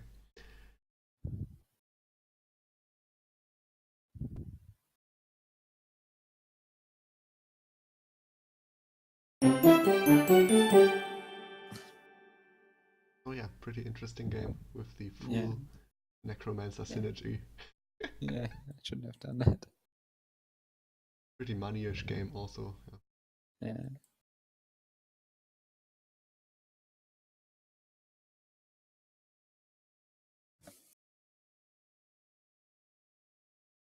So let's set up the last few cards. So now we have no village at all, I think.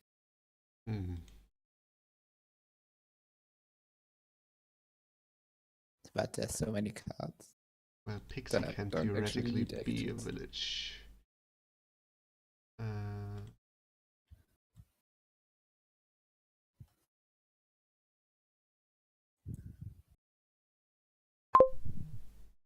Okay. Oh, but indeed we have all the heirlooms. All other heirlooms? No, one is left. Yeah. Okay. So let's start with Pixie. It's basically a cantrip that does nothing unless you trash it. So every time you play it, you reveal a boon. And if you choose to trash it, you receive this boon twice. Which can be pretty good. Yeah, I think Pixie is a card that you pick up if you have 2 left and 1 buy left. And you might actually pick it up if you have and don't want silver quite often, I think. But if you don't want silver... Yeah, it might actually make you not want silver earlier as well, I think. Yeah.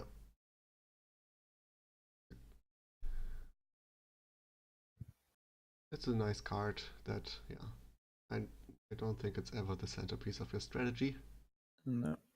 But it comes with gold, which... With gold, the heirloom, which is arguably one of the best heirlooms. It's a copper that trashes a card from your hand. And trashing is amazing. It is. And trashing in the first shuffle is even more amazing. Yeah. So every game with Pixie, you have a treasure. A pretty good treasure, yeah. Oh, yeah. Next we have Night Watchman, which is another one of these night cards that go to your hand when you get them. And yeah, it's some kind of cardcrafter effect. You look at the top 5 cards of your deck, discard any number, and put the rest back in any order. Yeah, this reminded me a lot of Scout actually. Uh, It costs a card in your hand, it doesn't cost an action. The benefit of course is that you can discard any number and it's 5 not 4 cards. yeah, and also you can discard copper, yeah, and Yeah, you can curses. discard like everything and really speed up your shuffles. Yeah, But the play effect is on the weak side, I think. yeah, but I think it's a lot better than Scout, which is not that hard, It's not that admittedly. hard, yeah, but the question is if it's enough better that it's worth to pick up. But I think I the think with the gain to hand one yeah, can be worth sometimes. yeah, Like there are some engines where you pick up at shuffles and then this card can rescue you. yeah, Like sometimes you play the stables engine or the hunting party engine and there's a lot of junk in your discard pile and then you have to trigger it because some reasons or maybe you it's us. just played bad and then this is the last rescue here. It's also a lot better with Tunnel than Scout is. Like you buy Tunnel turn 1, you buy Night Watchman turn 2. Yeah, that sounds pretty strong actually. I don't know, would you gain a gold with that comes with a dead card turn 1? Yeah, but you can then keep gaining more golds. Yeah, I mean And what? if it's not an engine board where you want a lot of golds, then that's good, yeah. Otherwise, I think putting 3 dead cards in your hand, it's... Now I make you resign again. 3 dead cards in your hand at the start of the turn when you actually want to build an engine, that's not a good idea. Not in that case.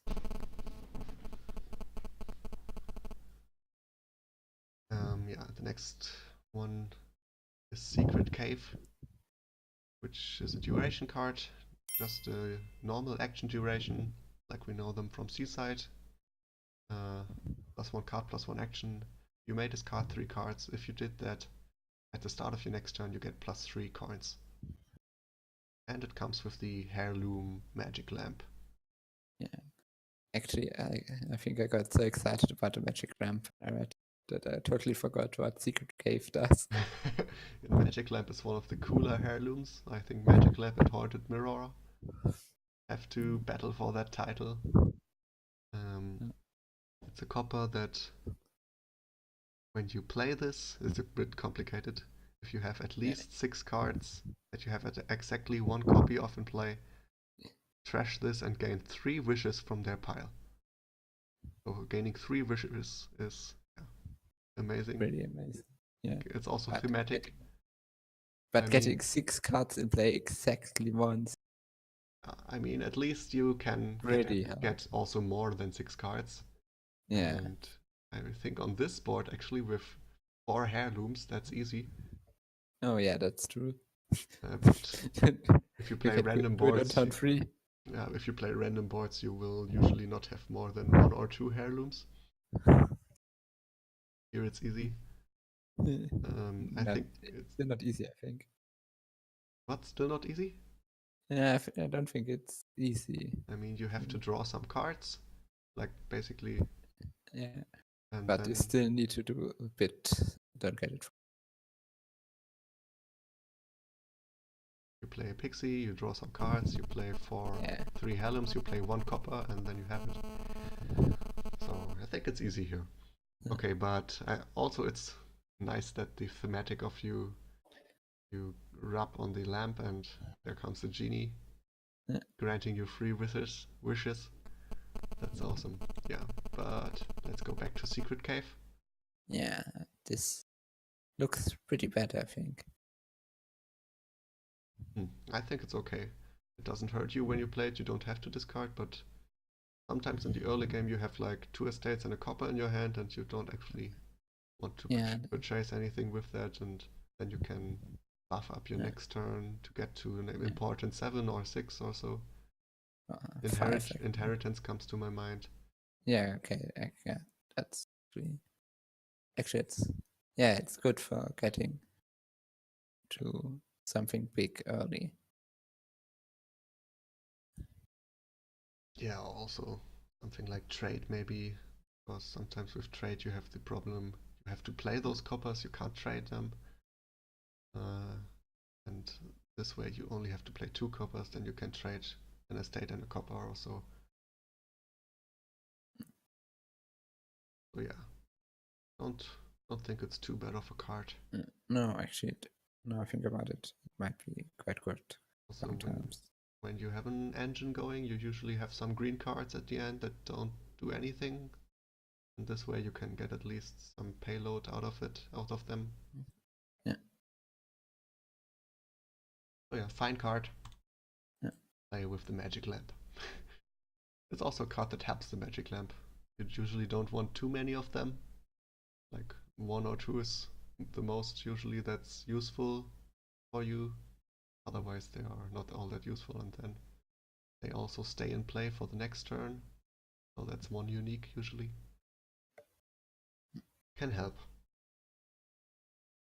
So yeah, the next one is the Shepherd. Will you read it? Yeah, it gives +1 action. Then it allows you to discard any number of victory cards from your hand. And you get 2 cards for every card you discarded. This can be pretty good if you have lots of green cards, and which you and actually do at the end of the game. Yeah, and also at the start of the game actually, because you have the Heirloom Pasture. Yeah. Or I don't know how to pronounce that.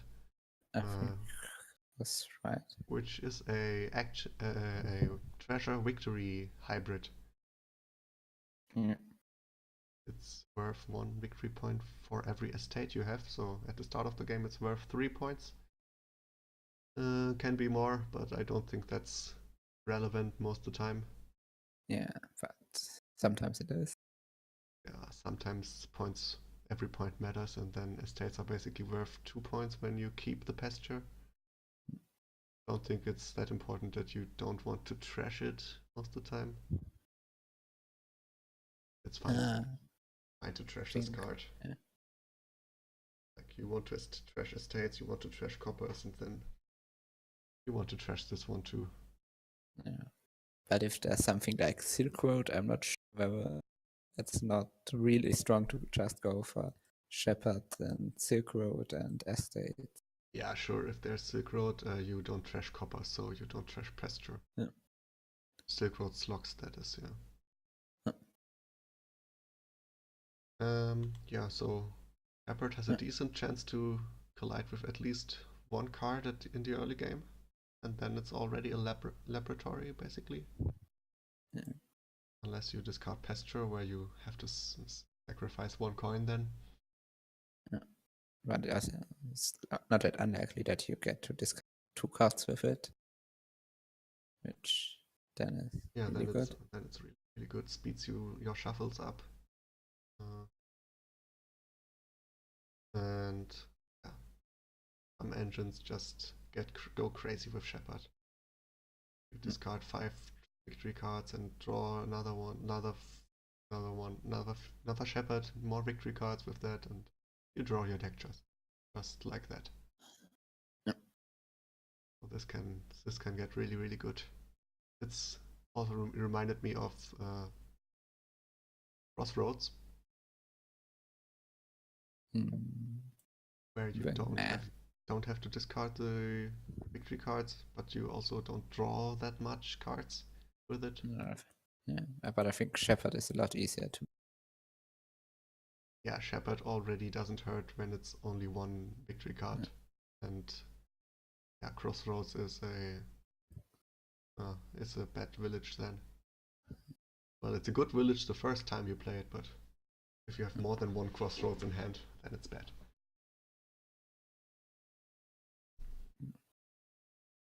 Yeah, it's also costing more than Crossroads, so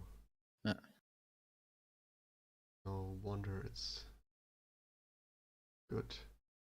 Yeah. So it's a good card, and sometimes you can even open with it, I think. But there are other cards that cost 4 that are better sometimes, yeah. Yeah. Okay. So next we have Skulk. Yeah. Is it my turn? Yeah, I think so. Don't know. Yeah, Skulk gives you +1 buy, and yeah, gives out hexes to the other players, which can be good, can be weak, and when you gain this, you gain a gold. Yeah. So yeah, it's not really a good card in itself, but you get it with a gold, which is quite nice. Yeah. And it's a buy, which is also quite nice. It's a buy. sometimes. That alone makes it relevant sometimes. Yeah. It's an attack that also makes it relevant. I mean, if you play against a big money player and you get play the engine and you need to slow him down some way, you play like 2 or 3 skulks every turn. I think that slows a big money player down enough.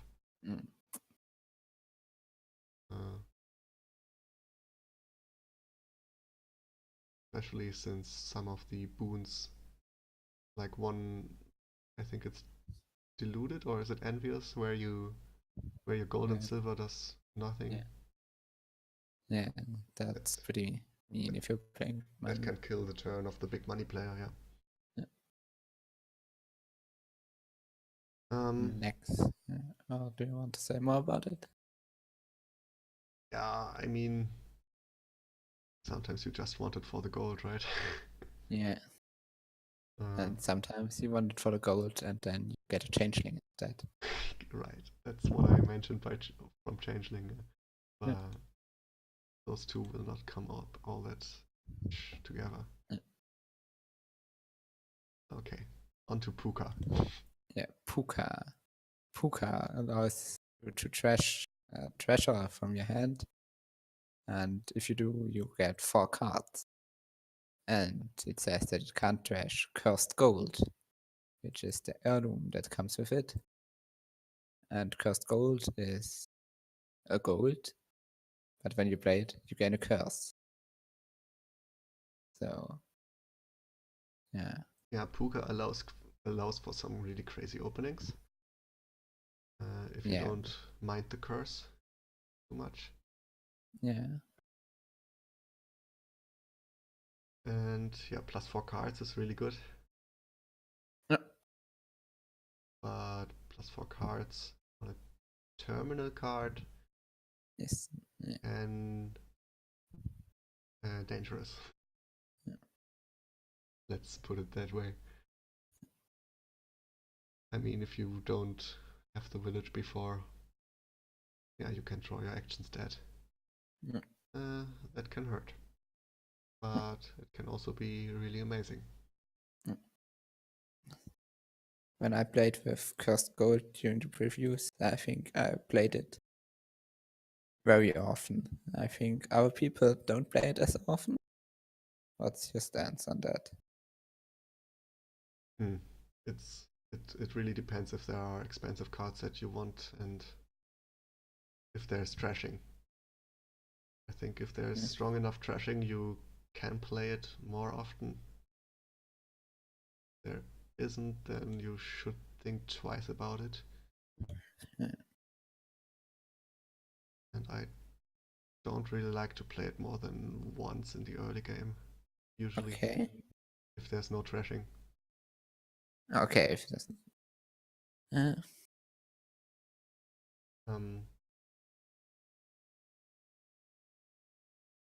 like on this board, don't really want the 5-cost cards so much. Yeah. Play it that often. There's actually no trashing, right? There's Pixie. Yeah, Pixie with a little bit of luck. With a little bit. Yeah, Puka can't trash cursed gold, but you can trash your other heirlooms. Yeah. I'm actually not sure about this card. Yeah. Basically, it's a smithy that trashes your new coppers. Yeah. Which Right. actually sounds quite good. Yeah, but for 5? Yeah. Oh no. Because once you can't trash anything with it, it's nothing. That's the problem. Uh, yeah, it's hard to evaluate. I think you will get it quite some number of times. Yeah. Just because it's the only treasure, and you need to get rid of your coppers somehow. Yeah. So another Exactly. interesting new reveal today was the Sacred Grove. Uh, interesting in that I don't know if it's good or not. It costs 5 and you get a buy and plus 3 coins. That's all right. That's pretty good. Then you also receive a boon, but if that doesn't give plus 1 coin, each other player may receive it also. So there are 2 boons that give plus 1, and I think the only reason that the other players don't receive those is that they are of no use for them. Yeah. Yeah, actually. Yeah. Because they come with +1 action and +1 buy, I think. Yeah, and that's nothing they can use outside of their turn. None of that makes any sense. Yeah. I mean, it could have been worded like Blessed Village, where they gain them at the start of the turn. Yeah, but that would be really confusing. That's a problem with multiple players, right? Because Yeah. you only have one card in the real game, so it's tracking issues also. Actually, how does that work with the one where you draw a card at the end of your turn? Do you draw a card at the end of the current player's turn or at the end of your own turn? I don't know the wording now. End of the turn. That's interesting, yeah. I'm not sure. Probably it's at the end of the current turn. Yeah, it's roughly. Yeah. +1 buy +3. The same like with every plus buy card. You get it when you need plus buy. But also +3 is not too bad for a payload card, I think, and the boon can also be helpful. Yeah, and probably it's probably better for you than for the other players because you get it first, and they might not be able to make use of it because you end the game. Let's have a look at all the boons here real quick. I'm looking at the wiki. Yeah, me too. I think at least the +1 card boon is worse for you than for your opponents. Yeah, if you don't true. have an action left. Yeah. Although you could draw a treasure with it, and then or fine. you could have an action. Or you could have an action left. Boon. Why doesn't it show me the card here? That's a bit annoying. So there's the Earth's Gift, which is discard a treasure to gain a card costing up to. Yeah, that's pretty much the same for both players. Yeah, that's equal. Yeah. So you probably have more information where you can spare. Yeah. One of your cards. I think you just got +3 coins. Maybe you are overspending anyway. Then there's the Field's Gift, which gives a coin. Flame's Gift, which allows you to trash, which is probably better during your turn because you have cards in hand. Yeah, I mean, if you played this in an engine, you drew your curses maybe already, and you can trash them. They don't. That's a little bit better, yeah. +1 buy is of course better for you because you are the only one gaining it. Yeah. Look through your discard pile. You may put a card from it to your deck. That depends on your discard pile. Yeah, it's pretty much the same for both.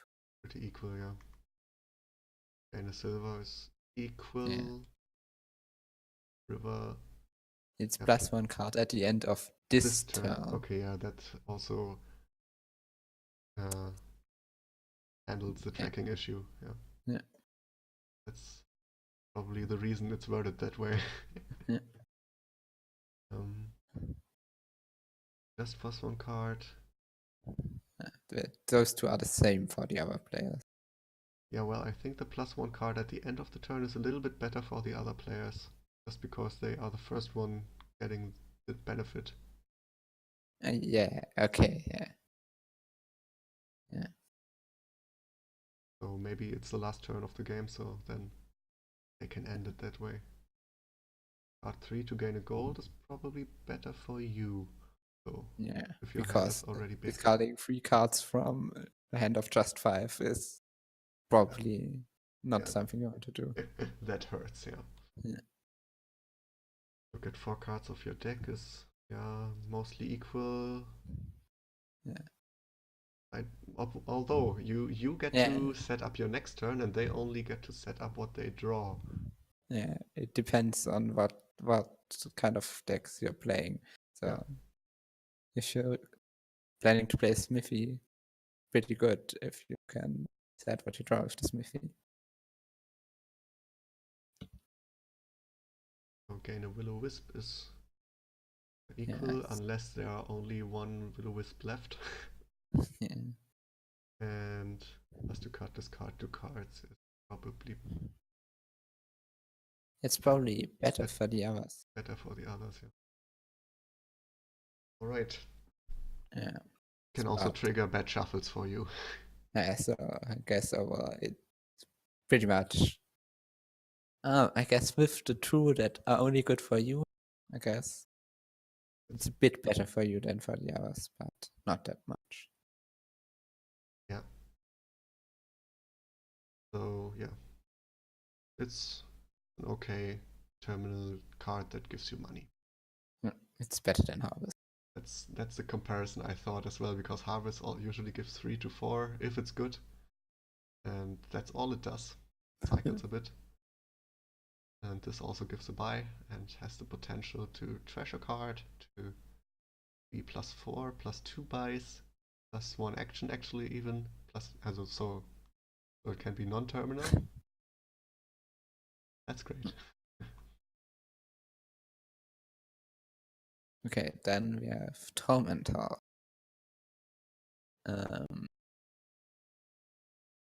Which gives you 2 money. If you have no other cards in play, you gain an imp.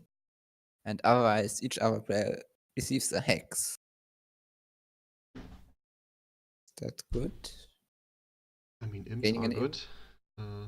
It's sometimes a bit hard to have this as your first action. Yeah. Because you can't play a village before that, so that's... And you can't play a village after that. Yeah, usually not, yeah. So and you can't play an imp before it either. That's the only action of your turn then. So I played with this once, I think, now, and I only got 1 imp from it very early in the game. And then I had an engine going and I didn't want to play this as the first card anymore. Also, if you have durations in play, you can't even get the imp. And then it's a +2 coin, give out hexes. I'm not sure how good that is yet. A bit better than Skulk. But hexes are balanced that way that they are about the attack power of a militia. So some of them at least. So then this is pretty bad. Yeah. No, 5. Actually, I used to like this card when I first saw it, but more and more I think it's not that great. Sometimes you gain imps with it, and that's good, yeah. But then you have imps. Yeah, well, imps are great, right?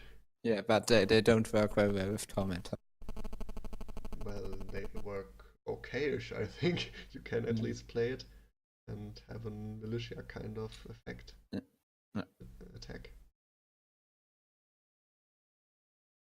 Okay. Tragic Hero. Is it my turn? Yeah. Yeah. Is a card that draws you 3 cards and you get a plus buy. But if you have, after the drawing, 8 or more cards in hand, you have to trash it and you gain a treasure as a consolidation prize, I think. Well, I had a game with this earlier where there was platinum. Then it was pretty nice. Yes. Then there comes the question, how do you get to 8 cards? Because the first Tragic Hero you play from your hand of 5 is just going to 7. Yeah. So in Terminal Draw Big Money, this doesn't actually matter. Yeah. We need And to somehow get a card before. yeah, in an engine that draws a lot, you shouldn't rely on this as your only draw because it will disappear. Yeah. But there are some engines that don't really increase in hand size all that much. Yeah. Or you can play it with Villa and play your treasures before Tragic Hero. Yeah. I also think that once you have your engine set up and you draw your deck basically with support of other draws also maybe, then you can cash this in for payload. Yeah. Like you can play it and get a gold most of the time, and then you can also draw the gold sometimes and just play it the same turn.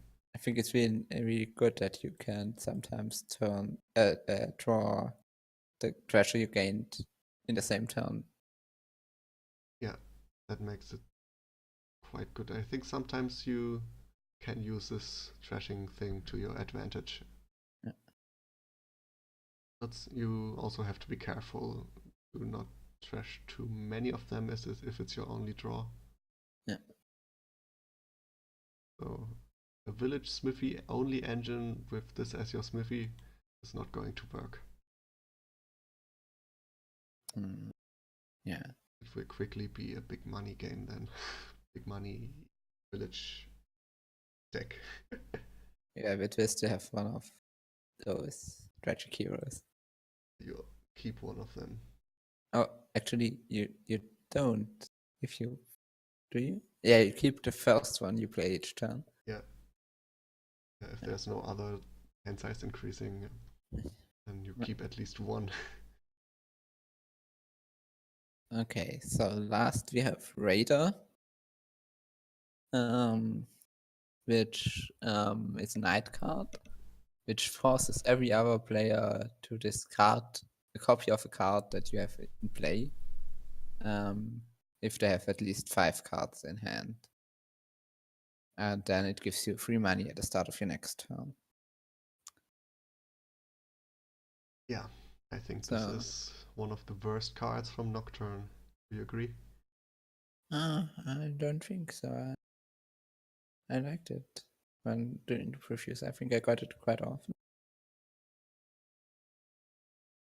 Not sure. I think you really, to make the attack work, you really have to play in a way that is hard to play. You can't play your coppers. Yeah, but if you trashed your coppers anyway, Yeah, but then that means there's trashing, and that means your opponent has a good deck, and losing 1 card from it doesn't hurt that much. And you also paid 6 for this instead of getting something better. Is basically the effect for you is just getting the effect of a gold next turn and nothing the turn you play it. Yeah. Well, I don't Probably like it. I don't like it all that much. Yeah, but I don't think it's terribly weak. I think it could have worked at 5 cost with getting only +2 maybe. I think 6 is pretty expensive. get it, but there might be also a reason for it. What I think is sad is that you don't hit anyone with 4 cards or something. Yeah, it would be interesting if you could use 2 of them each turn, Yeah, I guess. that and the anti-synergy with other discard attacks. Yeah. Because this is a night card, this is probably the last attack that you play this turn. And if there is something like Militia, you usually get it earlier. Yeah. Because Militia is strong early when it denies in 5 cost 5 from your opponent sometimes. Or even Urchin. I mean, you always go for Urchin most of the time when it's on the board with Raider, and then you have at least 1 Urchin left. You want to play the Urchin because you want to draw a card with it.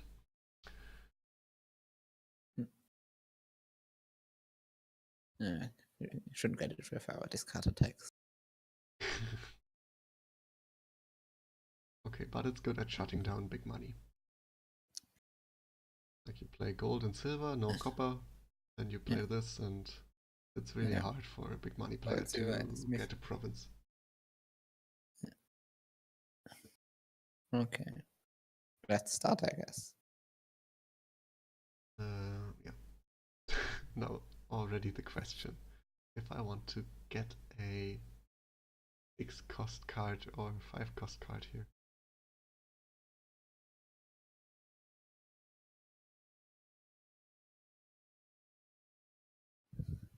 That is going to be 3-2.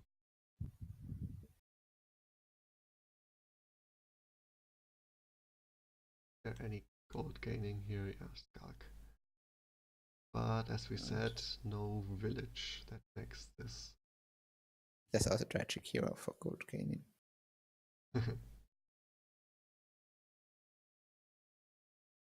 Actually, is there a way to increase your hand size at all? Yeah, Imps or Shepherd. Oh, yeah. True. And Puka. And Tragic Hero. But you can't play Tragic Hero after Puka.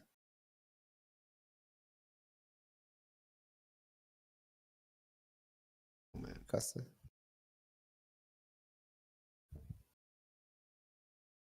Do I get a Raider? After I talked about it. Talked it down so much. But is it better than gold here because it attacks? The heirlooms make it pretty different here.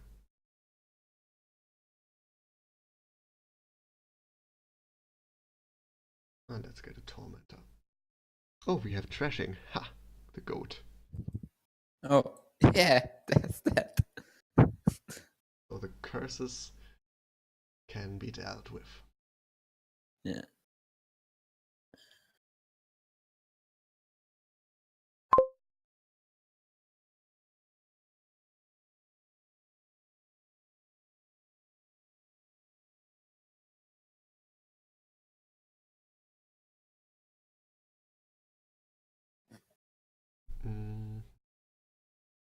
Silver or Secret Cave? Let's go with silver.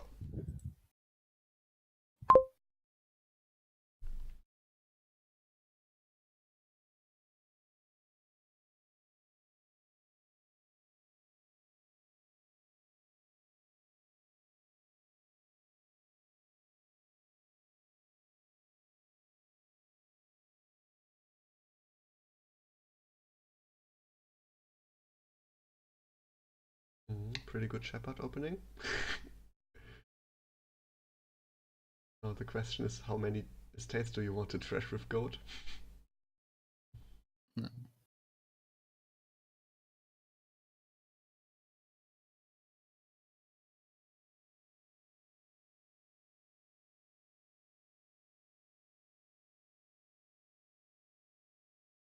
How good are 3 wishes on this board? Golds with it. I mean, you don't want too many of the terminal actions.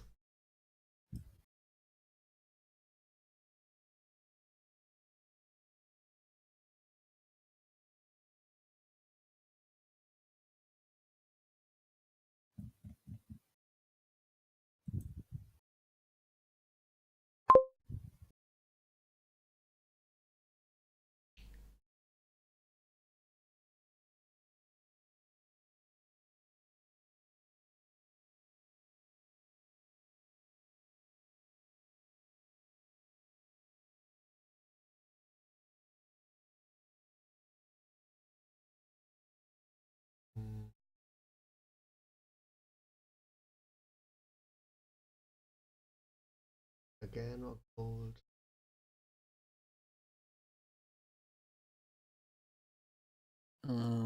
No, I don't think I want to do that. Looks like a good option to trash it.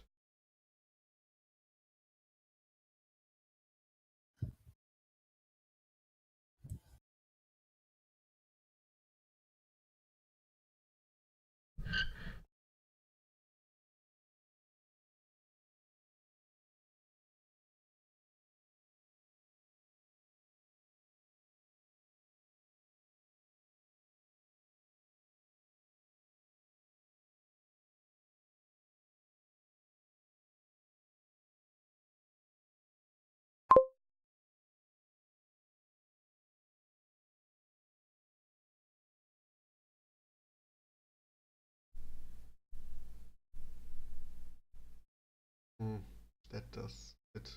Nothing, huh? Lucky me.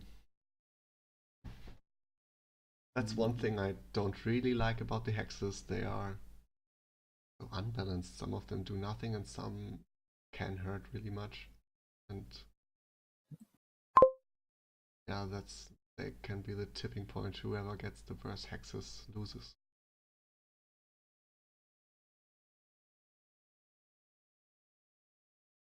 Synergy. You only have one copper. So yeah, you have I the other started copper. with 3 and I trashed one. You have the other copper in hand, right? Yeah. That's a bad omen, I guess.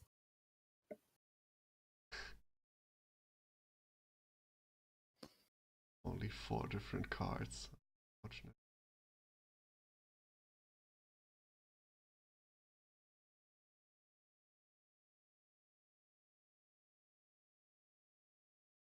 Shepherd, goat. Shepherd or secret cave here. I have trashed 1 estate for now. Oh, shepherd. Yeah, I hit your goat. Oh, that's mean. Do I want to play the other raider or just the gold effect? I mean, no. Probably wrong, but what use is like 10 coins next turn? I can't buy actions. Yeah. Time to buy gold then. I think that's good enough to cash.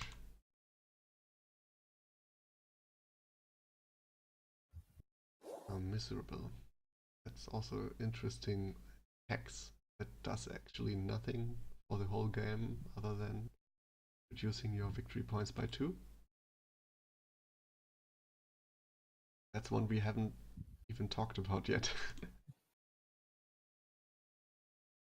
But I think it's one of the hexes that hurts the fewest.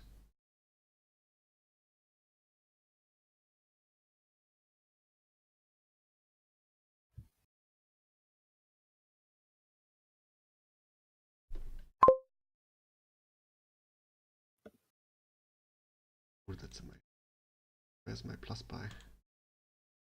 Don't have one. One actually. No. My raiders do nothing. But they will probably just do the same as this, right? Guarding you a treasure.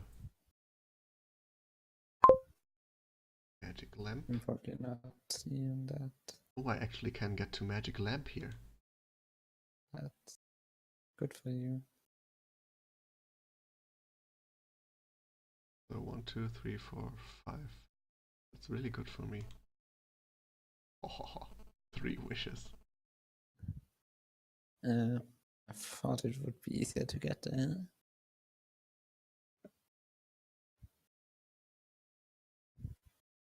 Oh. What did you thought? I thought I could get there quicker with what I'm doing, but it's not working. So actually, you went for it actively, and yeah, I got it kind of incidentally, accidentally. That's funny. Sorry. But I think getting these +1 card at the start of the next turn, boon twice, really helped there. What did you buy? Pixie and Tragic Hero.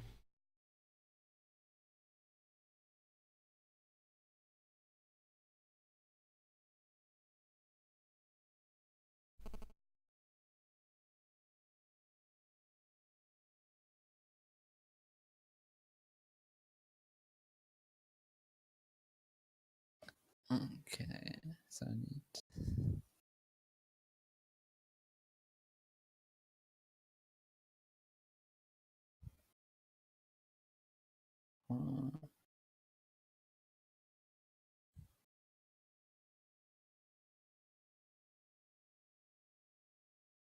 Oh, also one thing we didn't talk about, cursed gold is actually really good when the curses are empty. Yeah, that's true. Actually, it's gold. Like a gold, yeah, that you didn't have to buy. So, yeah, if there's other cursing in the game, which maybe you don't want to trash your cursed gold all that soon. And it costs 4, so trash for benefit. Let's work well with it. That's true for some of the heirlooms that they have interesting costs. Yeah, the gold costs 2. The pasture also costs 2. I'm not sure about all the others. Magic lamp and haunted mirror definitely costs 0. Lucky coin costs also 4, I think, right? Or 3. So let my wish come true, please.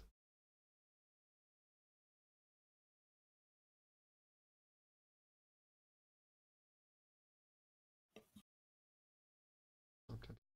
Lap. Oh, I trashed your shepherd.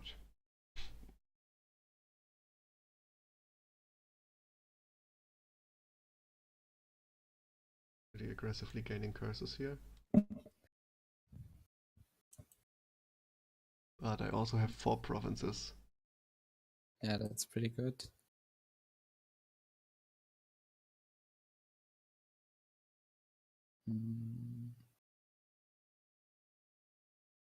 Actually, Lord Rattington is really fast with cursed gold.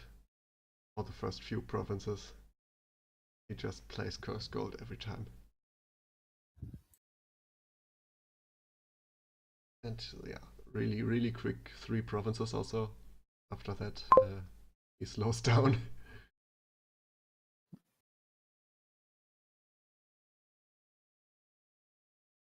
Imp.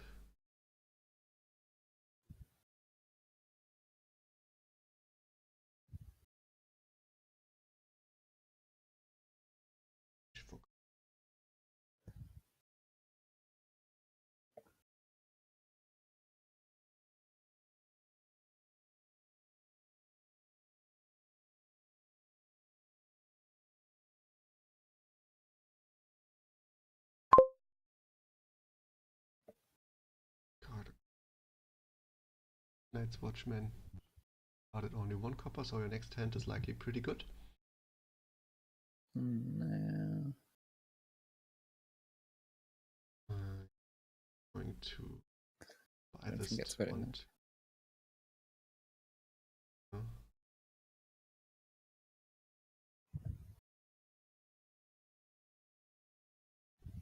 You have a gold? Nope. I do now.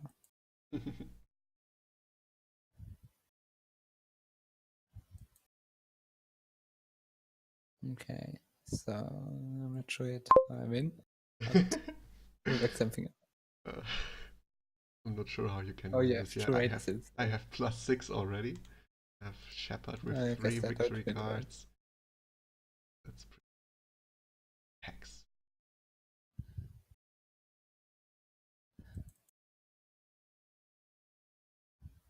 I wish this wouldn't happen to me. Oh.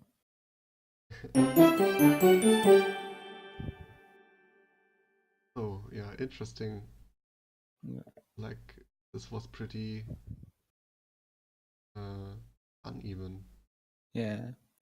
Not sure I what. thought I could go for a quick wish, but yeah, I should have gotten Tragic Hero on turn 1, I think. Then I guess if you get Tragic Hero on turn 1, you can probably get the wishes on turn 3 or 4, I think. That requires some luck. Yeah. But it's possible with Pixie Tragic Hero, and then you draw 3 heirlooms. And Yeah, or with just the Tragic Hero and 4 heirlooms. yeah. Yeah. Actually, Tormentor wasn't all that bad here. I mean, 1 Yeah. imp and is sometimes all you need. 1 or 2 imps. And then it's at least a better attack than Skulk. Yeah. Interesting. Yeah. There's a lot for us to learn about Dominion Definitely. strategy again. Yeah. Oh, 3 cards left. 3 cards left. And the rest I will make a random kingdom. Okay. So there's 1 heirloom left. Yeah, and it's a new one too. Oh, actually. Oh, one that you didn't get previewed. Oh. It's a pretty boring one too. So, 1 new card is Tracker. Oh. It's also, I mean, it's basically like the 4-crossed one Bard, I think. Yeah, Bard, where you get +2 and receive a boon. Here you get only +1 and receive a boon, but it has an additional effect that while it is in play, whenever you gain a card, you may put that card on top of your deck. That sounds pretty good, I think. That's basically the Royal Seal effect. Yeah. On a action card, that's a lot cheaper. Yeah. So you can open with it. And it also works with gainers. Yeah, sure, true. Yeah, you don't have Royal Seal in play at this time usually, yeah. But with gainers, you need actions before that because this is non-terminal most of the time. Like 1/12 of the time. It is non-terminal actually, but the other 11 times it's not. Yeah. But it can accelerate you. I think you should not dismiss that all that fast. Yeah. And it comes with pouch, which is really pretty simple. Yeah, +1 buy, +1 coin, and costing 2. I think that can have a pretty big impact. Yeah, weak impact initially, but I think it favors engines when there is no other plus buy, so you can at least double province. Yeah, and it also helps to pick up more engine pieces early, maybe. Yeah. If there's inexpensive plus buy only. Or a plus buy that's usually bad at the terminal and you don't want to pick it up. Or it costs 2 and you never get 2 actually and never want to overspend that much. Yeah, also, I think you should actually at least think about using it in the opening sometimes, like Traveler lines come to my mind. Getting two of those with 4 Fool's Gold, yeah. Maybe even Encampment sometimes.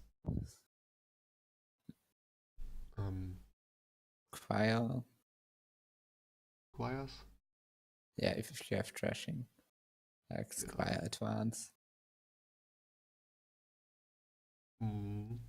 Yeah, or sometimes you just want a 3 and a 2 cost with your 5/2 start. If there are good 3 and 2 cost cards, like maybe Ambassador is usually a card where I'm unhappy that I have 5/2. Yeah, some interesting applications. The next card is Vampire. Your turn. Yeah, vampire. It gives it's a night card, and it gives each other player a hex, and then it allows you to gain a card costing up to 5, which is not a vampire. And after you do that, the vampire turns into a bat. And the bat is a night card as well, and it allows you to trash up to 2 cards from your hand. And if you trashed at least one, it turns back into a vampire. Yeah, thematically, that's pretty cool. Yeah, and I think all of the effects are pretty nice. Yeah, yes. There are 5 cost cards that you want a lot of.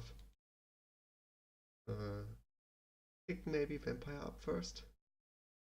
If there's no other trashing, you pick probably Vampire up at some point. Yeah. Probably even first. Yeah. Because it's quite slow in what it does. It does really very good things, but it does them slow. Don't expect to empty the stables piles here anytime soon when you only get 1 vampire. That will take a few very, very, very lot turns. And very many turns. But you have a plus buy.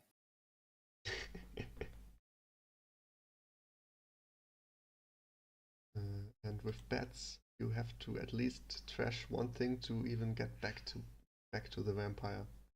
Yeah. So if your deck is completely clean, then you have that bat.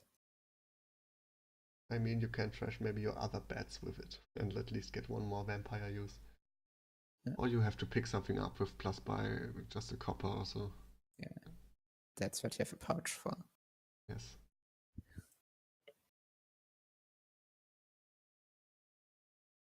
I think this is one card that everyone thinks is very strong at first.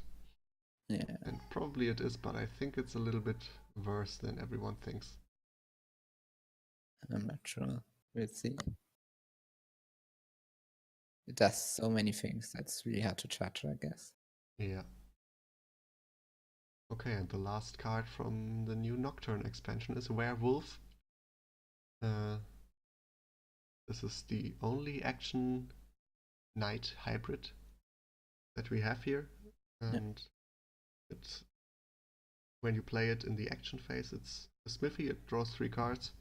If you play it in the knight phase, it gives out hexes. I think it's a good draw card. Yeah. And it does something if you have already drawn your deck or if you draw that. But I think usually you want to use it for the draw. Yeah. You want to use it for draw, and then it's not too bad if you have too many of them. Yeah, you can overbuild with them, yeah. You can get more than you need. And kick off more reliable if you have enough actions. And even if you don't have so many actions, or play one of this as for the draw, and you maybe have 2 others dead, but not quite dead because at least they attack a little. And yeah, the attack is non-terminal. Maybe all you want is an attack to slow down your opponent who is rushing big money or something.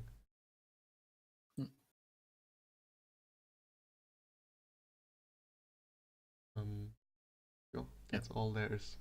And the thematic is pretty nice that it's a smith. The smithy is in the background, and at day it's a smith, at night it's a tax. Oh, I didn't notice that, I guess. Yeah, there's an, I don't know the word, but anvil. What? An anvil. An anvil? Yeah. Okay. I think it's an amboss. Yeah, I don't know this word in English, but okay, yeah. So yeah, the art is definitely new about the smithy similarities here. Yeah. So yeah, the smithy that we got in the base game all the time was secretly a werewolf. Now we know. But it's not the same guy, I think. Is it? No, but no. Yeah. Maybe there are more people working in this movie. It's The Apprentice. Okay, so let's start this one. This is like more like the usual Kingdom could look nowadays with Nocturne. Only 3 cards and some landmarks. Actually, we could have had landmarks in the other games before. We just didn't have them. Yeah, that's true. Interesting.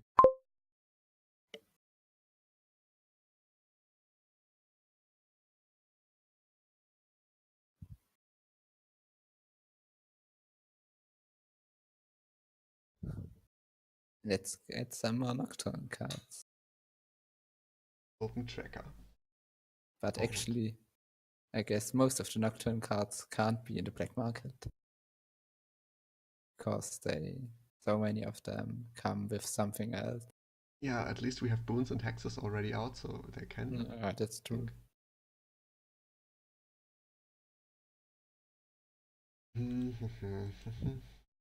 Let's try this just out. I'm not sure. I just want to try it out, if that's any good with Alchemist, maybe. Doesn't help.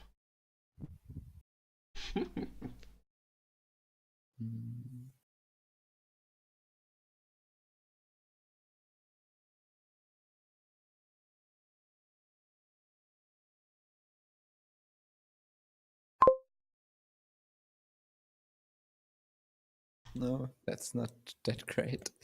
Oh, that wasn't all that great, right? Gain a silver. Can top deck the silver. Synergy. Oh, actually, that's quite interesting because there's also the gain a gold And the boon gain a and 4 cost, yeah. So it's not that unlikely that at some point Tracker Yeah, the will gain a actually gold gain you a one card. was actually pretty good. Would have been actually pretty good, yeah. And so would have gain a 4 cost can probably be good sometimes. Yeah. Yeah, you can set up your next turn pretty good, yeah.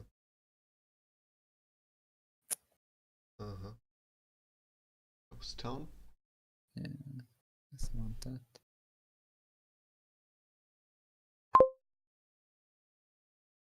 I wonder if you get all cards, like if you don't subscribe to Nocturne, like black market. I'm not sure. All cards are in the black market. But I would guess they are. I don't think so actually. Because I think there's this thing where if you only have the base set and black market, and the black market is ridiculously small. Is it? Yeah. I think so. How did you get to only base set plus big market? Black market? Yeah, because if you you could get the black market for free on Goku, and if you had any promos on Goku, You get then all promos. Yeah, so that's actually quite a big group of players that has.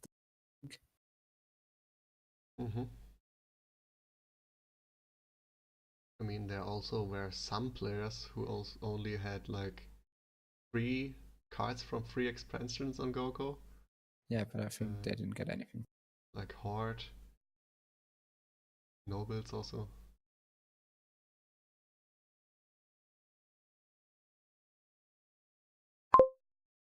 You have so many alchemists. Oh, and they automatically top deck. That's so amazing. What? Yeah, they have autoplay, so you don't need to tell them to top deck. Okay, I was wondering about the tracker. Because I only have the tracker and there I can top deck them when I buy them. Also nice.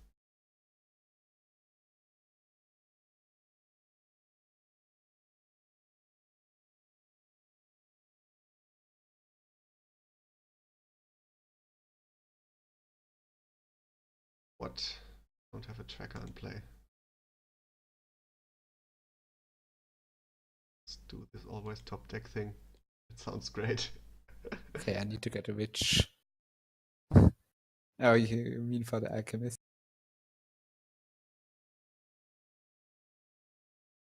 Yes, what did you think? For tracker. Oh no, that could be dangerous. Don't Yeah. think I want to do that with tracker. Then I at one point start to green and forget. Yeah, or you get a hex and then you get the curse.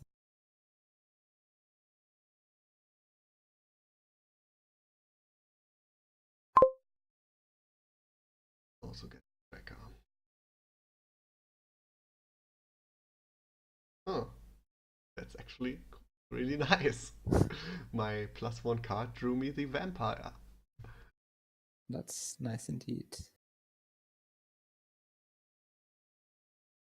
I can top deck another vampire and gain tables, which I top deck. Tracker's not so bad.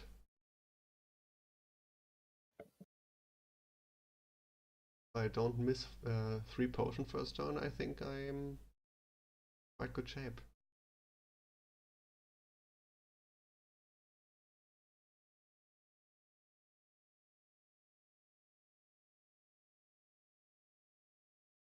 Yeah, this is actually pretty good.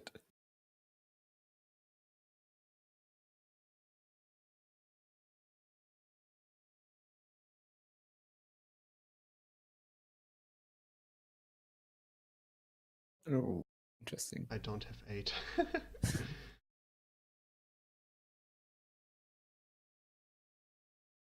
They're actually a village now. There's Ghost Town, but I have it. There are probably a few more villages in the black market, yeah. You did buy the ghost town? Yeah. I think I get the last colonnade points. Maybe I should have kept the copper in the hand to trash. But I also want more stables, so coppers are not that bad.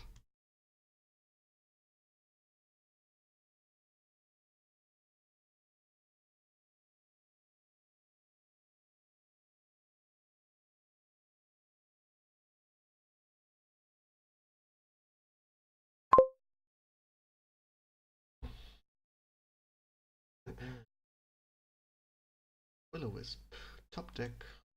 That's Oh, actually there's also actually 4 of them that gain a. yeah, also pretty nice.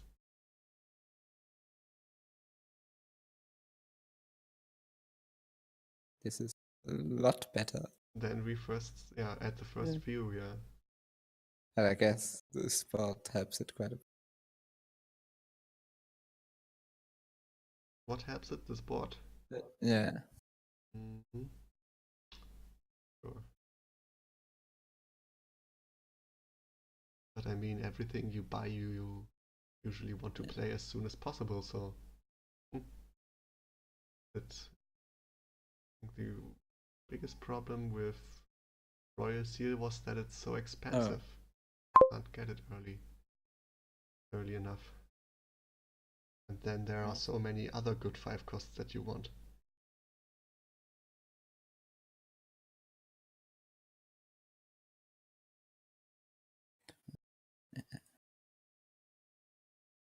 I need some conspirators, man. Card a card. What? This, yeah. Another one?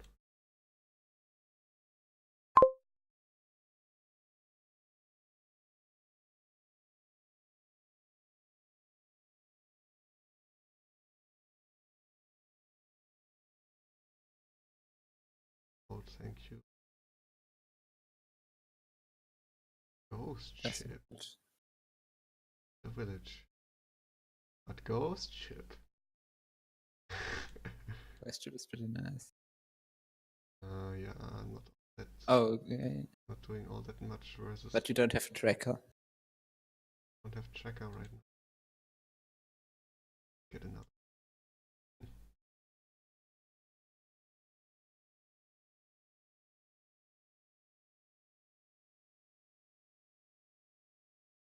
Yeah, I think with all these alchemists, Ghost Ship isn't doing all that much.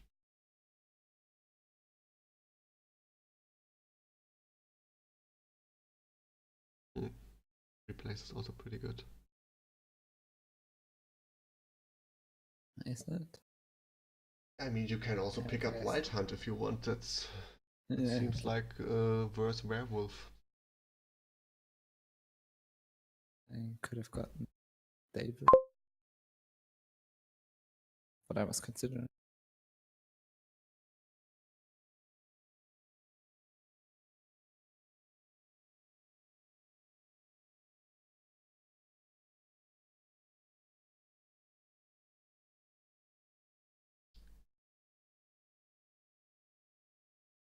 Out all quite nicely. Grandma, Magic Hero. Fortunately, I can't afford the Grand Market without coppers.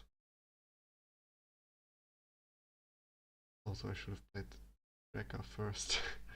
Yeah, you didn't know it would give you an act. Yeah, sure. That's true.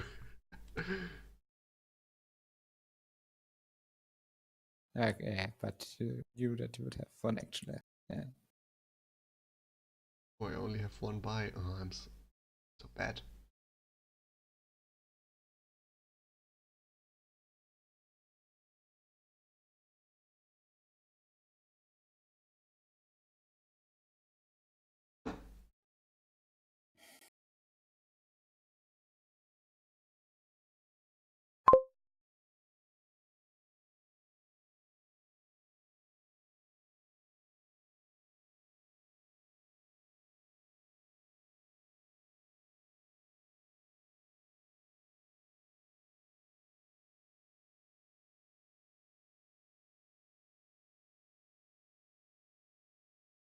Yeah.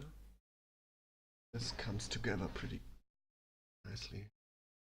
Just need a few more villages, I think.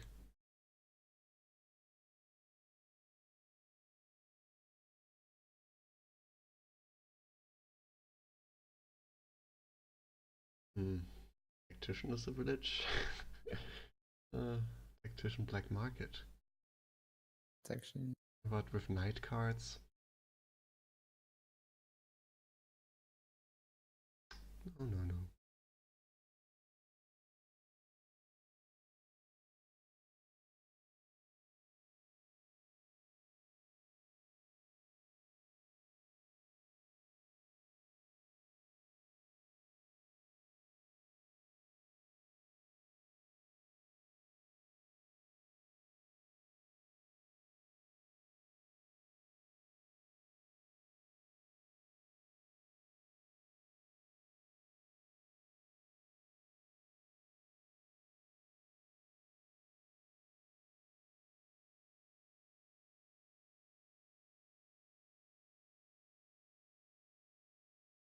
There goes your ghost town.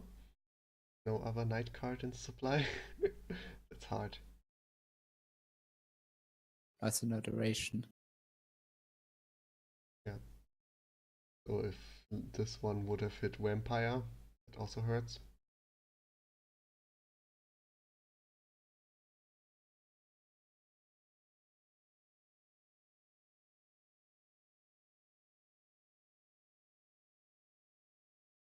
Well, if it hit okay, it actually does nothing I can gain.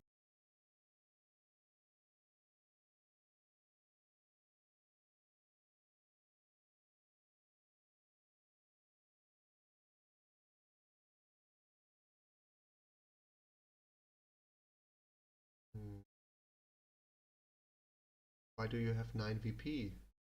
Still have estates? Yes, I didn't play my bets. You don't want to? No, I didn't draw them before. I got vampires later than I did.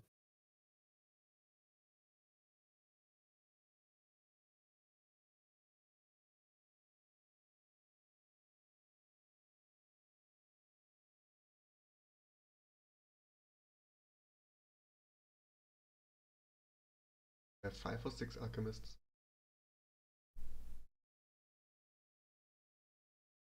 5, right? Yeah.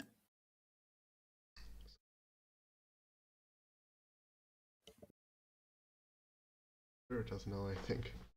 Get money. Oh. That.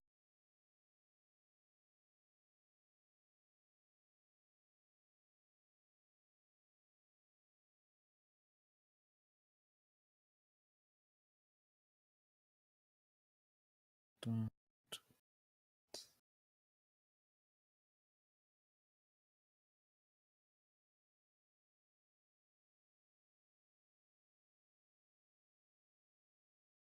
So different. I didn't play a cop. Mhm. I can trash it with that. Which I finally have.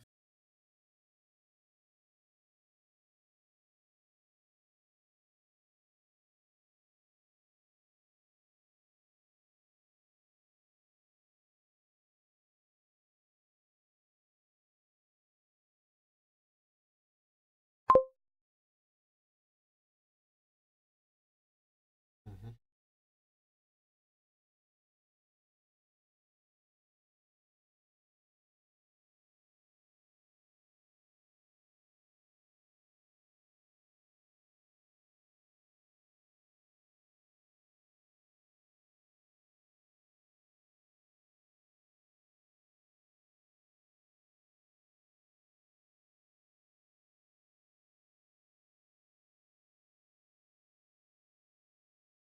Hmm.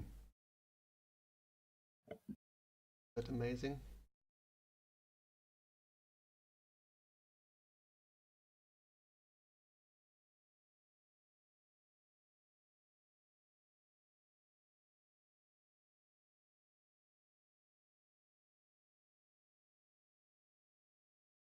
Oh man, all this time I get a village, but I also get a really good terminal or other card. Rich draw here.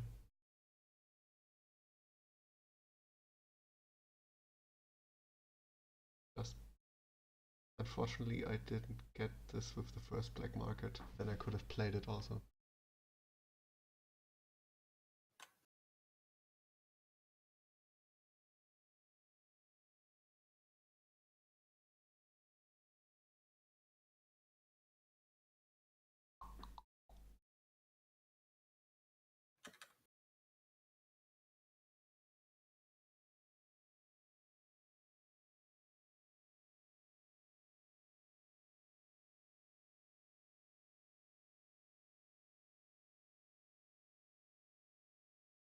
Don't have any bets this turn, that's good.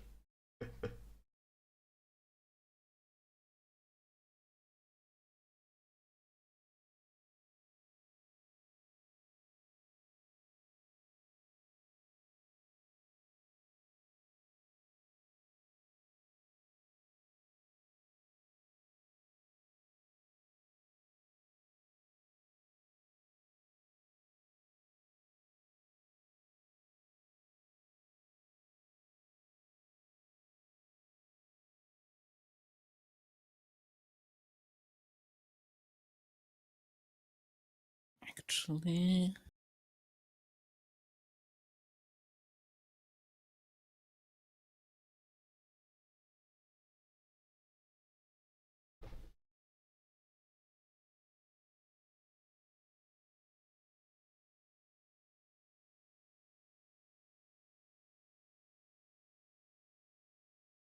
Oh.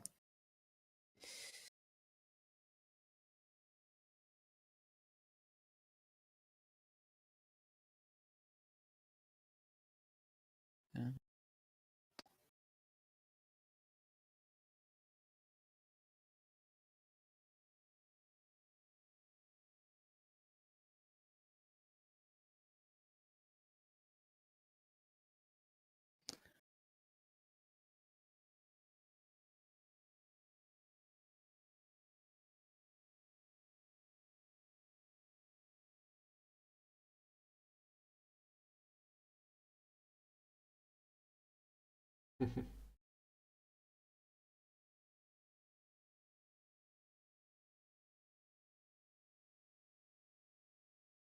Thanks.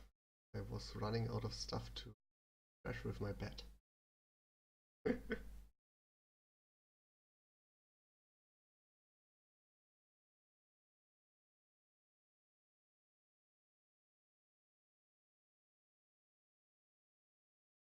Have fun.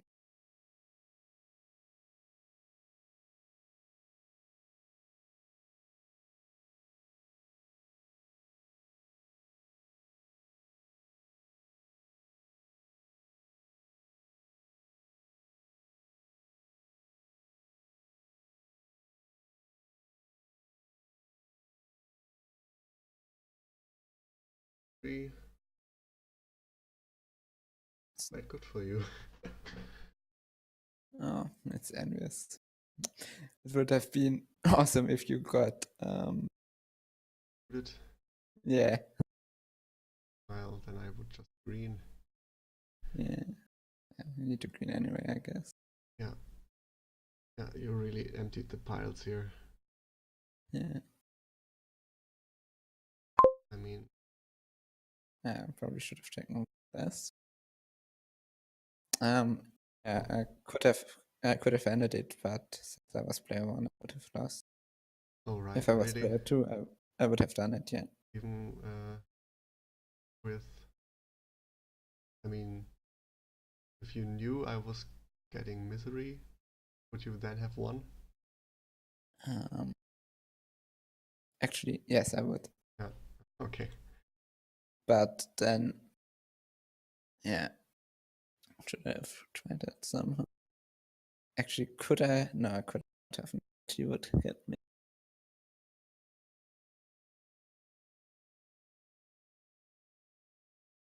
What was it worth trying that?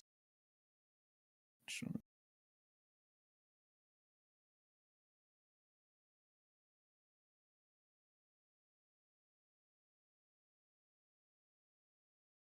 No. Forgot I wouldn't have vampires. What? I forgot that I don't have vampires this turn. Yeah. That's a very confusing card. Yeah, mine are always like I have always one vampire and one bat, but you always have two vampires and two bats, it seems. Yeah. Okay. So I will have 3 buys. And can gain 1 vampire card. My silvers doesn't make all that much money here. I think I can end in a win. Means. Ooh. You keep getting very nice cards there, but you want them. Yes. Oh, you can actually try it. I can draw it, yeah. Good King's Court the bridge draw for additional buys here. Good.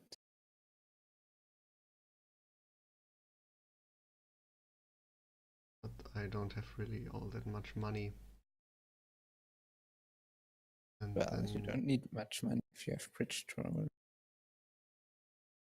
Actually, bridge troll doesn't stack yeah, with it kings. doesn't stack like bridge. Bridge would have been worth a better, yeah. I'm thinking about. I mean, if I King's Court the bridge troll, my King's Court is locked next turn, right? Because I get another buy next turn. Would still be worth it. What other card do I want to King's Court next turn? It's okay. I don't have that.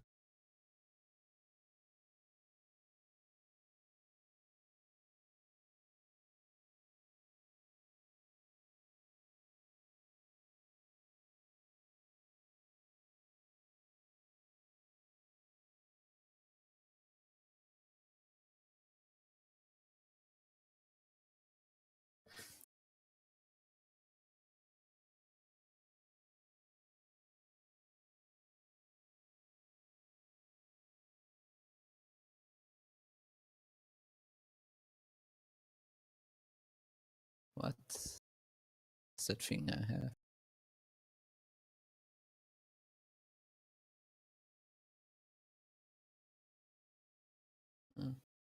Oh, it's coin token. Yeah, the -1 coin token from Bridge Troll.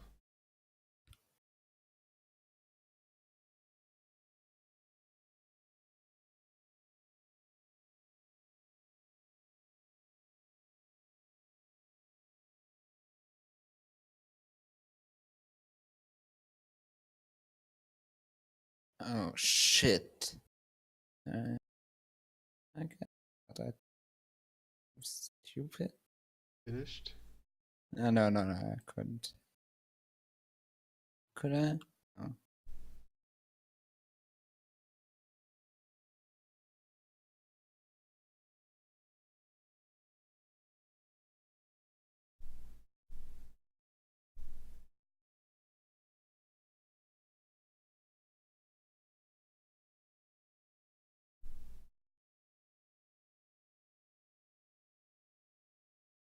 Mm.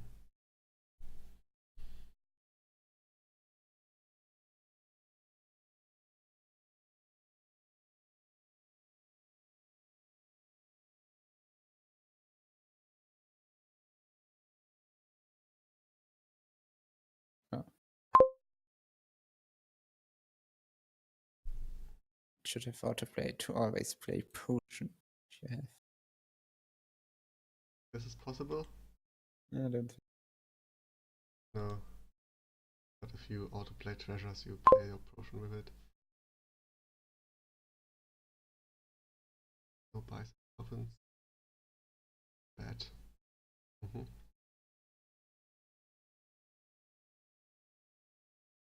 Still so many points to overcome here. That's the point.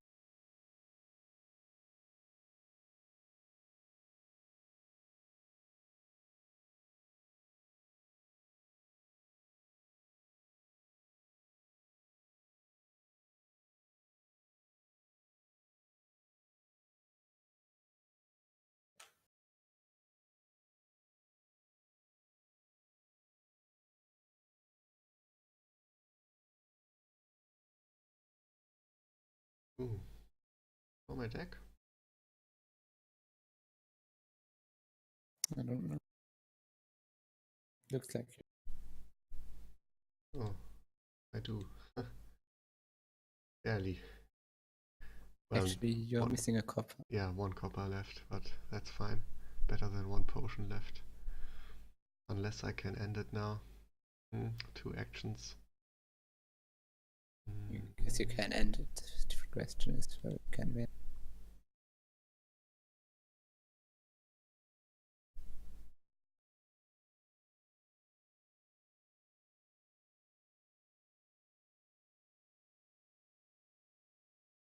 Yeah, I basically need 2 provinces to win. Plus conspirators and one. That's nothing. Actually, it is.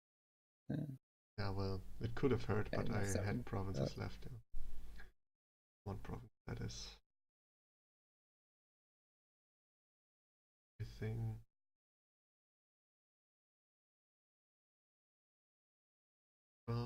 Yeah, I have it, right? Provinces is enough. So close. Really close, yeah. Because I can trash 1 curse. Or I could also just buy 1 estate now. And do both.